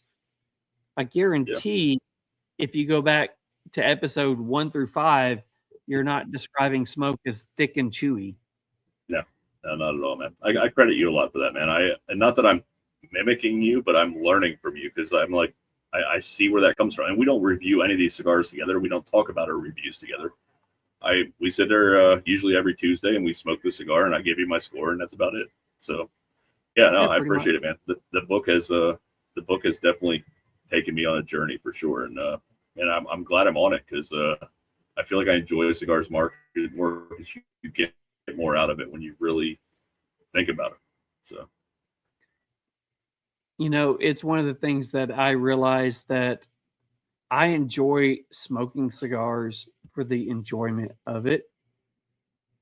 But the 1 or 2 nights a week that I actually have to sit in kind of silence and just enjoy the cigar and actually think about the cigar, I find that monotonous but relaxing. I like it.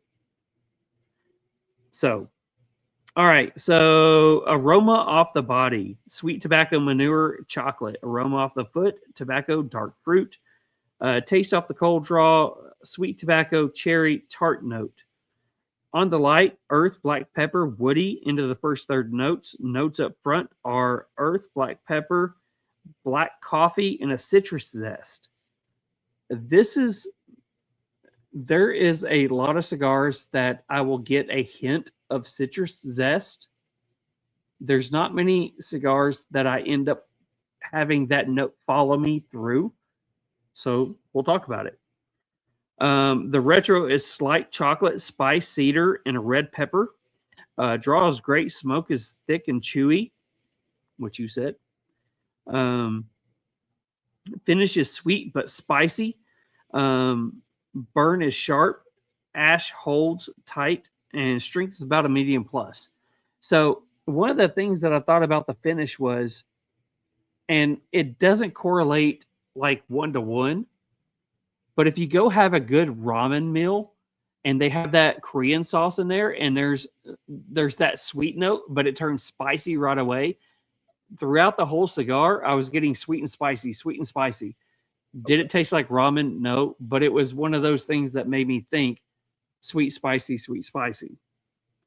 Yep. Into the second, notes up front are earth, black pepper, caramel, zest with a nice sweetness. The retro is black pepper, woody earth, and a slight sweetness. Draw is still great. Lots of thick, flavorful smoke. Finish is still the same. Burn is great. Ash is the same. Medium plus in strength. In the final third notes up front are caramel, black pepper, earth, and a slight lime note. That's where the citrus, like, it was like the zest of, I couldn't figure out if it was, you know, an orange zest or a lemon or lime. But in the final third, the first time ever, I got a lemon zest. Okay. It was like a margarita note. Okay. Slightly woody. Still a great draw.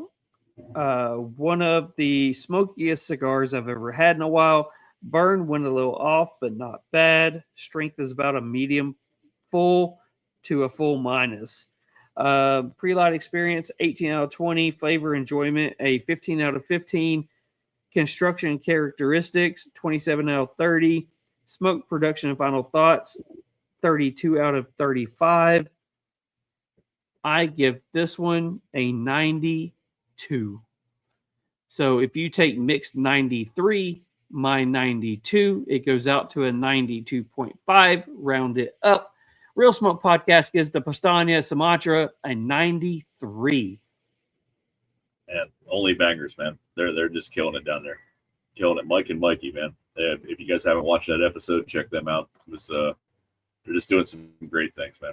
Amazing stuff.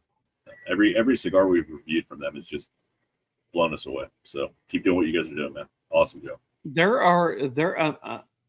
I mean, it's funny that the two cigar companies that's not sponsored are leading our way. You have Northern Cigars that we have put 93, 92, 91, and you got Pastania 92, 91, 93. So it's one of those things where you can't say we're just promoting the people that, you know, we have that sponsor us. We're promoting the cigars that we're absolutely enjoying, because between Pastania and Northern, yeah, I'm happy with smoking just them. I'll just put them in my humidor and call it a day. Honestly, they're great. Yeah, no shit. Find them, smoke them. So guys, if honestly, no shit, as the kids say, as my daughter says, no cap. Yeah, got to break that one out. No cap. Is that taking the place of 6-7? I mean, I don't know. Yeah. All right. Here we go. Guys, go check out the Sumatra. If you enjoy a good Sumatra, I will say this. Sumatra is really polarizing to a lot of people because it usually turns out bitter. But when you take the double binder that they're doing with the Sumatra, it changes the Sumatra a lot. That takes the bitter coffee notes, adds in a lot of zest, citrus, and chocolate notes from the binder. It's outstanding. Yeah, go check it out. And they're available at Cigar Vault Oakdale. Just saying, that's where we got ours. Yeah, they are. So, go check out Cigar Vault Oakdale and use Real Smoke as your code. All right, so we have some prizes. We do. Ooh, can't wait to see how many people's on for this one. So prizes tonight are brought to you by Definition. Nice. Hey, what's going on, Real Smoke family? This is Jamon of Definition Cigars. I know you guys enjoying another great episode with Mick and Charles. Those guys are awesome. And they've allowed me to come on here and just offer you guys something special. So if you're interested in Definition Cigars, tap into the website at definitionscigars.com and use the coupon code RSPOD and you'll get 10% off. Appreciate everyone. Hope to see you soon. Guys, if you haven't heard our review on Definition, if you do not go to their website and put in that code and try out some of their Maduro cigars, holy crap, you do not know what you're missing. Yeah. I got my list on my phone right now. I could show you. I got like a top 5 list, and the last 3 brands we've talked about are all right there. So just 100%. Listen to us occasionally. You'll thank us later. All right, so guys, really quickly, while I go ahead and do what I have to do, if you have not won from us ever before, and it's going to be the first drawing that we do, it's going to be #RealSmokeNew. If you've never won from us before, type in #RealSmokeNew. If you haven't won from us this month, but you've won before, just type in #RealSmoke. Also, if you are somebody who's typing in #RealSmokeNew, you may want to type in #RealSmoke as well, because if you don't win in the new, you could win in the other. Just saying. It's a new month. Just do it. It's a new month. All right, so let's go ahead and share that one. There it is. So if you guys can see, it is episode 83 with Matt Lyda, which was one of my favorite guests that we've ever had. It does say Real Smoke New, exclude winners when doing multiple drawing has been clicked off. So, wow, Real Smoke New has 4. Remember, you have to be in here live. Mick, do you have to tell anybody any special information? If you typed in the correct hashtag, your name is in the drawing, even if you don't see it scroll by. We have been promised that by StreamYard. We fought with them for a while over that. So good luck. We're going to tonight because we're trying to beat the algorithm. I guess it really doesn't matter for this one, but we're going to go with tonight. We're going to go with 2 and 4. So 2 and 4. So Real Smoke knew. Number 1 winner does not win. Number 2 does win. So here we go. The first person is going to be, let's see, Dave. Sorry, Dave. We are going to spend one more time, but I did see a new female name in there. That's pretty awesome. Heck yeah. Hit that subscribe button if you haven't already. New 100%. So this is going to be your winner. You have really, Dave again. All right, Dave. You have to be in here live. You have 30 Mick seconds, but since you're a friend of Mick, he's probably going to be like 3.5 minute seconds. But we'll find. Dave's there. Dave has nowhere to be tomorrow. He's not working tomorrow. He was having a cigar and a beer in his backyard, probably some shitty beer because he likes shitty beer. So, what kind of beer would Dave have if he was sitting back there? Is Dave a beer drinker like you, or is Dave a beer drinker like me? Dave's about the exact opposite of me. He likes lagers and like light beers in the summer, like a good Land Shark or Corona. But he likes lagers. He likes maltier beers. He doesn't really like good beer, in my opinion. But I love Dave. It's okay. Dave likes what Dave likes. About time. So Dave is on here, and he says it's about time. So wait, Dave, hang on. Wait. Dave shows up for like 3 shows a year, but it's about time that he wins. Okay, Dave, I love you, man, but what the fuck? About time? That's what you say when you respond? Come on, man. That's all right. So my kind of beer is Coors Banquet. So he's even a step above me. Dave, what are you drinking tonight? Put it in the comments. And Dave, you know the deal, but I know where you live, but send me your name. He already did. He said Miller Lite. Crazy. So he's not above me. I'm actually above him. I'm sorry. Coors Banquet is above Miller Lite. All right, so Dave, Mick probably already will send you all the information. Send your mailing name, address, phone number, and all that stuff to him. Aren't we all, Charles? Yes, 100%. Amanda Anderson says, #Real Smoke. Amanda, I hope you win this next one. I'm just saying. Who's Amanda? I got to figure that out. I don't know. I should know. But So I like it. let's go ahead and scroll back on this one real quick. We got to exclude winners. We have to go over here to go Matthew Lyda. And the hashtag is #Real Smoke. Uh-oh. Did not type. Why?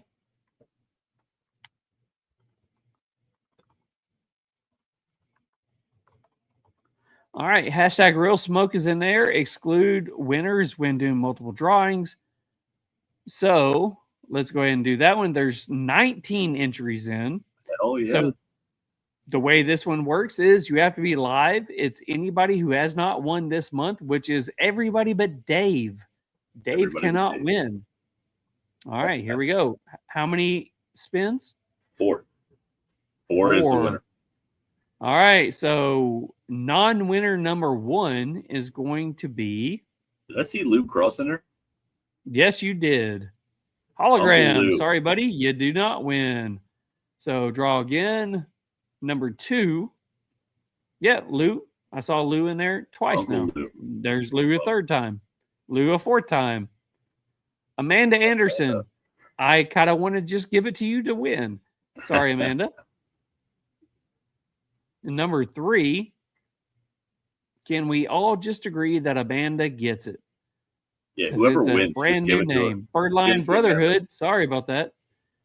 So number 4, this is going to be your winner. Here we go. Can the winner say that Amanda wins? Yeah, that'd be cool. If That'd be Amanda really cool. does, Smoking Samsus. He might just say Amanda wins. I'm just saying. He just might say it. Amanda wins because he does might weird not. shit that way. Is Mark still on? So we What have time is about it in 30 New mixed Zealand? seconds. What time is it, New Zealand? Like, I don't know. Probably like 4 in the afternoon, 2 in the afternoon. I don't even know. I forgot what the time difference was. He's probably recycling cars right now. Wait, here we go. Are you ready? I'm ready. Amanda wins. Amanda wins. I love it. I don't even From know who Smoking Samsas. It's amazing. It's amazing. Amanda.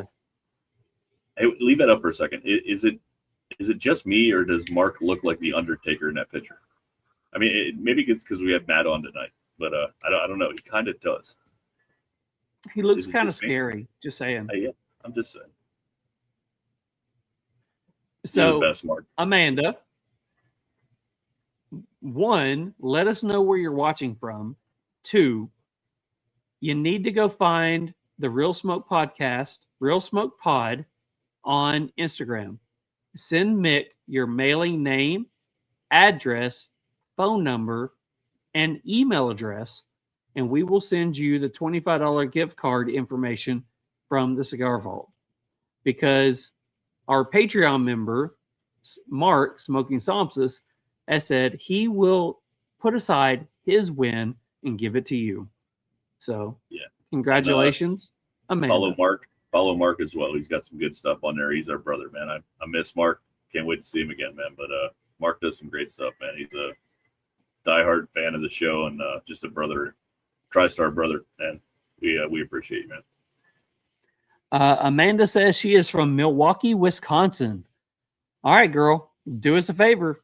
Go find us on Instagram, Real Smoke Pod. Send Mick your mailing name, address, phone number, and email address, and we will get that sent out to you. So huge thanks for jumping on here and watching. Love it. That's a family right there, bro. Yeah, the fact that Mark would do that, love it. That's awesome. Yeah. Mark's my dude, man. What a great human. Yeah. All right, so we have one last thing to do, right? One more thing, man. One more thing. And we can only do this for like 3 more weeks after tonight. So enjoy this while it's here. Wait. So it's officially going to change, right?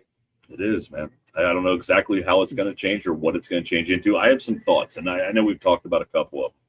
We might kind of sub this out to some people in other states and crazy areas and kind of make it a reaction thing for us. You know, I mean, I think that's kind of the best way to go because nobody wants Meanwhile in Pennsylvania unless my daughter's doing it. So we'll figure that out. We'll figure it out. So technically, it's July. You're moving it. This could possibly be the last month of Meanwhile in Memphis, right? It is the last week. Yeah, So, I'm not saying I won't pull some stories every once in a while, but yeah, it is the last month of Meanwhile in Memphis. Yeah. So those of you who are on here, you need to go to the website, realsmokepod.com. Go check out the website, go to the merch store, go get the Meanwhile in Memphis t-shirt. Because once there is no Meanwhile in Memphis, I'm going to have Mick take the shirt down. I just bought one last week. There's going to be no more Meanwhile in Memphis.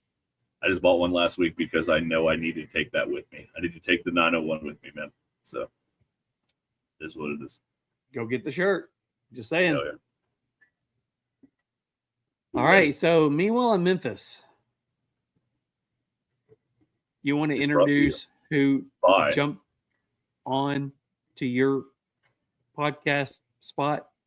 It's brought to you by the one and only Sin and Josh Coburn of Dissident Cigars, who now... I am Sin Coburn, owner of Dissident Cigars, and now also a part of Northern Cigars. I'm super stoked about this, and I can't wait to talk more about this adventure. For those of you that don't know, Dissident is for those of us who are the blue-collar workers, the bikers, the rebels, the badasses, you name it. It's really for anybody, but if you go against the grain and you're not scared to stand up for yourself, then Dissident is for you. We are punk AF. And Northern Cigars, this is such a wonderful project that I'm a part of, and I'm so excited for you guys to learn about. I wish I could say more about it, but there's a reason why I'm also a part of Northern Cigars. These cigars are fantastic.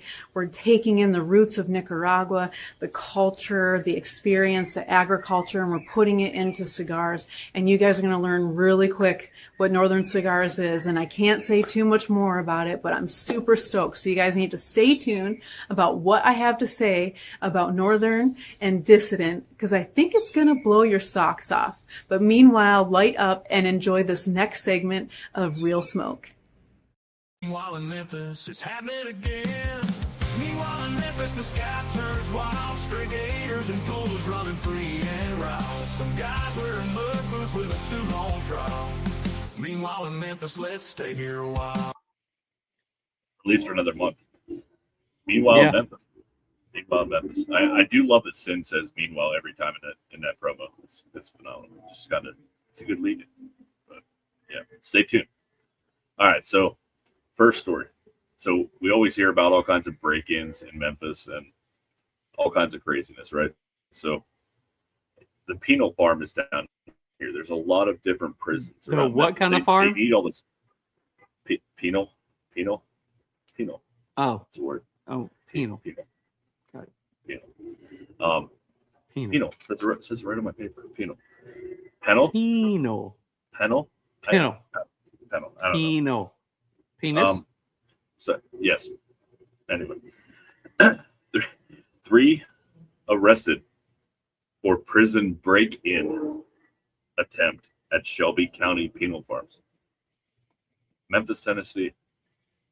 It wasn't a prison break, but rather a prison break-in that led to the arrest of 3 men at Shelby County's penal farm on Tuesday. Who the hell is breaking into jail? Oh, we'll get there. These 3 men, I'm not going to say the names, their ages 31, 31, and 24, were all charged with aggravated burglary and conspiracy to bring contraband into a penal institution. Wait, so I want to put in the comments over here, can anybody guess the names of the people who tried to break in? Just first names. Just say it. Put it in the comments.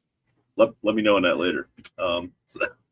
According to the affidavit of complaints, around 2 a.m., two men dressed in all black, I can't believe it, dressed in all black, were spotted getting out of a vehicle with several bags on Dovecrest Road near the penal farm.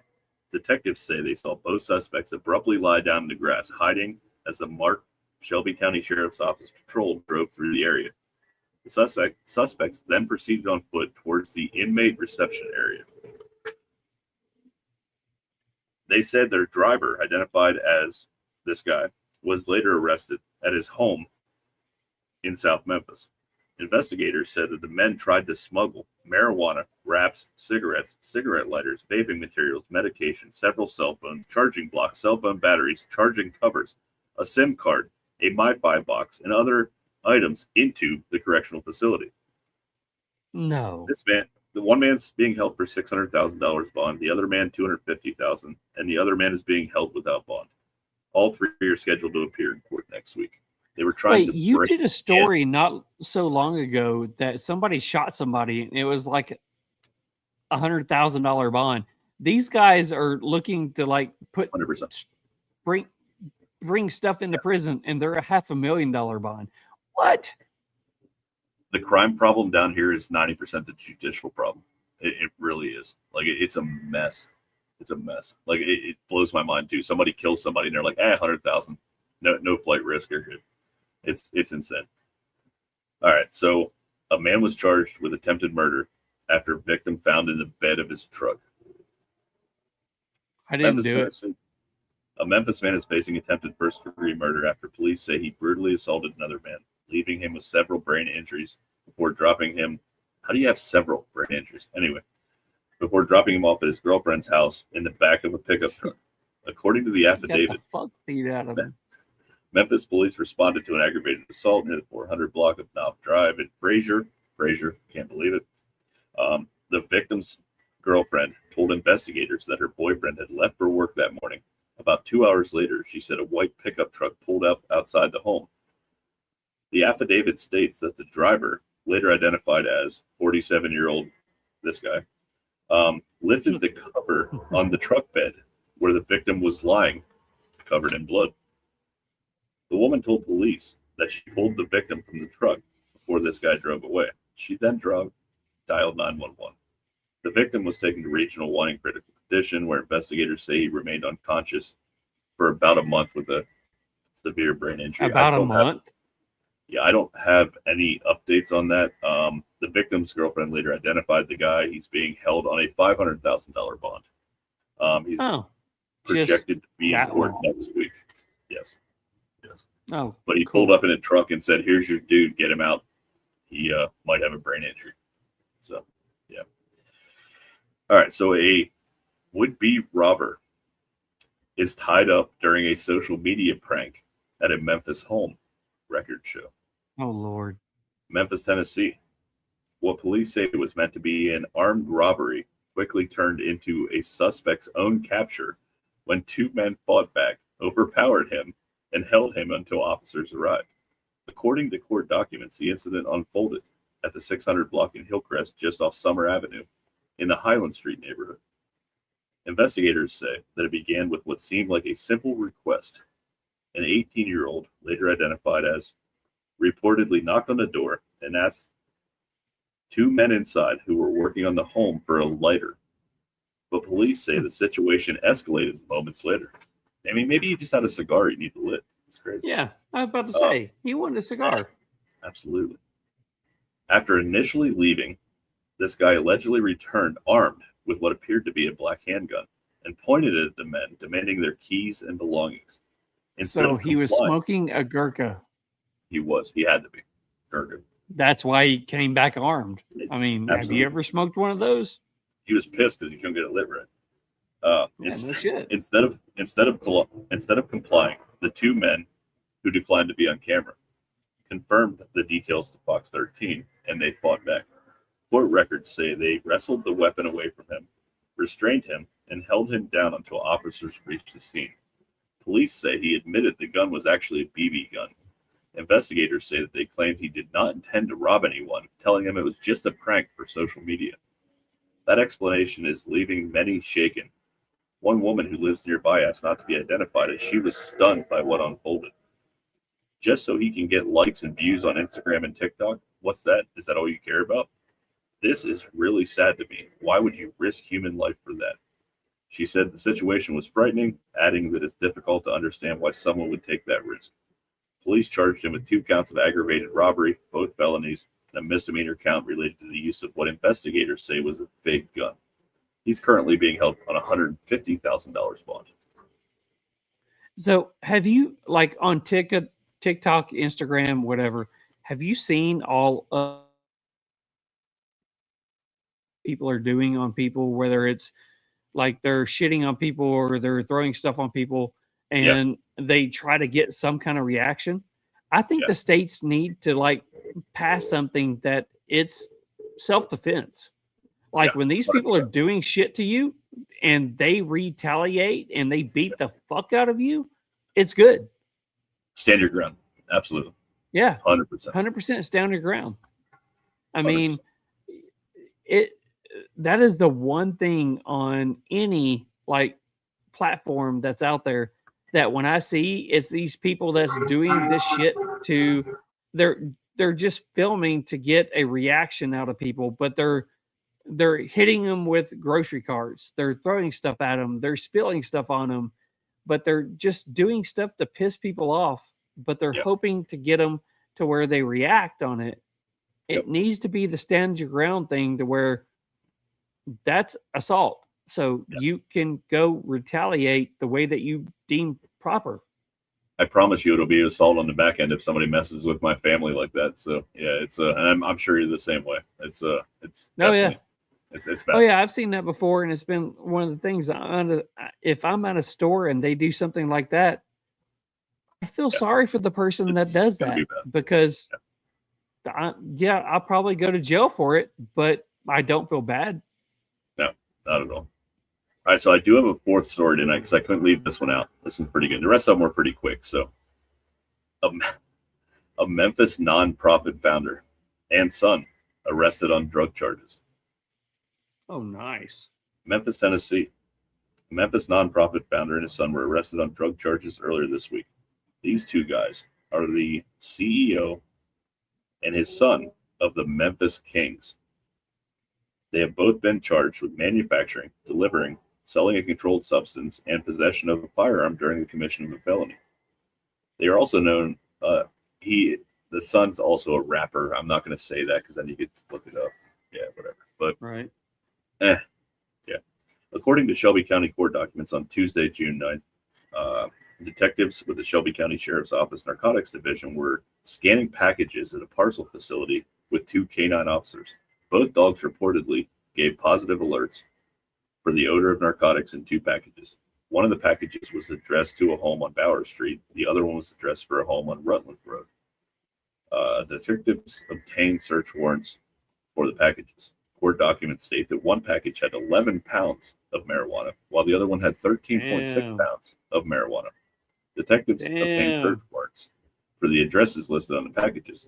According to court documents, while detectives were conducting surveillance on the home, one of the men returned in a black Mercedes and put the package in front of the passenger's seat. Detectives reportedly followed the Mercedes and saw it pull up in front of the home on Rutland Road. Court documents state that detectives watched this man speak to the other man, hand him a cell phone, and put the package in the car of the trunk. According to court documents, Davis drove home, on Farrow Road, where he opened a package. Detectives reportedly detained these 2 at the home. Detectives reportedly executed a search warrant on the other home location. They found 465 grams of marijuana in the closet. They also found a loaded handgun in the nightstand beside the bed.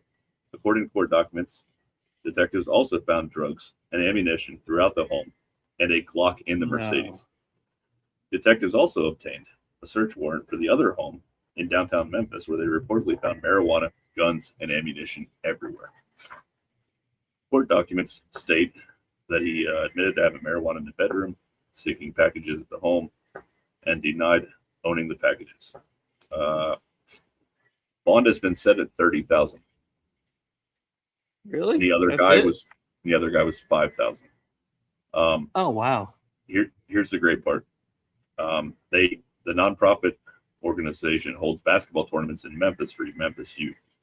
Memphis King states its mission is to practice and instill on our youth positive attitudes about health, community involvement, character, citizenship, and core family values. They have a basketball tournament coming up next weekend, and the time and location has not been announced yet for that tournament. So, yeah. Nice. Yeah. There's some stuff going on. Yeah. Meanwhile, in Memphis. All right. So, how many weeks until there is no Meanwhile in Memphis? We have 3 more, I believe. 3 more after this. Wow. 3 more. 3. Yeah, it's a little sad, man. It's been a great run. It's actually almost 3 years to the day since we moved to Memphis, and almost 2 of that we've been doing this. So I mean, it's kind of like a running documentary of stuff. So our 2-year episode is when? Do you remember? It's in August, like end of August. I don't have the exact date written down. Let's see if I can find it. I can do it pretty quick, man. I'm looking for it. 27th, August 27th. 27th. All right. So. Yeah, man. Good stuff. Looking forward to the next chapter, but man, nothing's changing, man. It's just going to be a little bit colder where I'm at, and I got to figure out a few logistical things. I won't be on my deck as much, but yeah, it's going to be right. Memphis has left a spot in my heart, man. I truly love this city and a lot of the people here. So it's been a great run. I know we kind of joke with it every week, and there's some crazy news stories, but this place gets a bad rap, man. It's actually a great city, man. A lot of great people, a lot of great culture, and I've enjoyed my time here tremendously. I will be returning a few times a year for sure. So we may have to. I don't know if we're going to do a Meanwhile in Philly, or if we're just going to do a Meanwhile in the world. but we'll figure it out over the next couple of weeks, and we'll figure it out and get that up to everybody. But hey, if you got suggestions, put it out there. We'll go for it. Let us know, man. All right. Great episode. Yeah, man. Next week we got a return for Hayes the Gray. third time. That's Hayes Gray. Our family over at Hayes Gray. They got something new coming out. We got them rested in the humidor. We are excited for that episode as always, man. Rue, Val, Pedro, all family. They're just great people, man. They've done so much for our club and our podcast, and they've been with us almost since day one, man. So I'm excited to have them on again and kind of talk about their new cigar and the direction they're going. Yeah, 100%. So tune in next week. We're back live with Hayes. Yeah, man. Hayes. So close us out. Yeah, man. So a great episode. I couldn't ask for much more, man. I didn't know what to expect tonight, honestly. I mean, I've done my research as I always do, but episode 2's coming. Matt, we appreciate you, man. It was awesome. It was a great show. I had so many more questions, but I was looking at that clock like, man, I can't ask so many more questions. But amazing episode. Everybody out there, don't blow your fingers off this weekend. I mean, unless you really want to do like finger puppets the rest of your life. And I don't know. It's just don't blow fingers off. Yeah, something like that. But no, enjoy your 4th. America, man, 250 years. Amazing. So enjoy your freedoms, enjoy your weekend, enjoy a great cigar with someone you love this weekend. And we'll do this again next week. Where'd he go? Did he leave me to end this myself? I don't know if I can. But... Oh, there he is. He got the flag. I love it, man. I love it.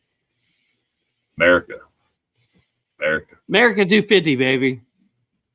Hell yeah. All right. Have a great night. We'll see you guys next week. Peace. Peace. The smoke is thick, the air is tight, cigars are lit, oh what a sight. Pour the whiskey, tequila too, this one's for Mick and Charles and you. Thank you for tuning in. The Real Smoke Podcast makes us all grin. You light us up, you keep us strong. Cheers to you, we raise the song.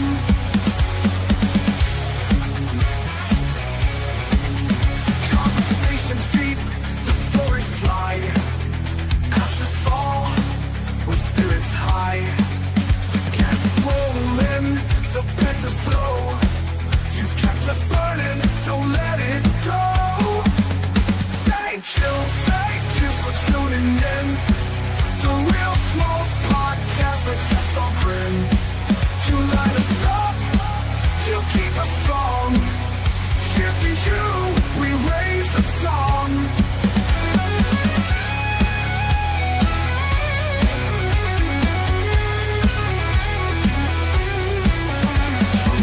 From the flame to the end of the night, you're part of the glow, you're part of the light.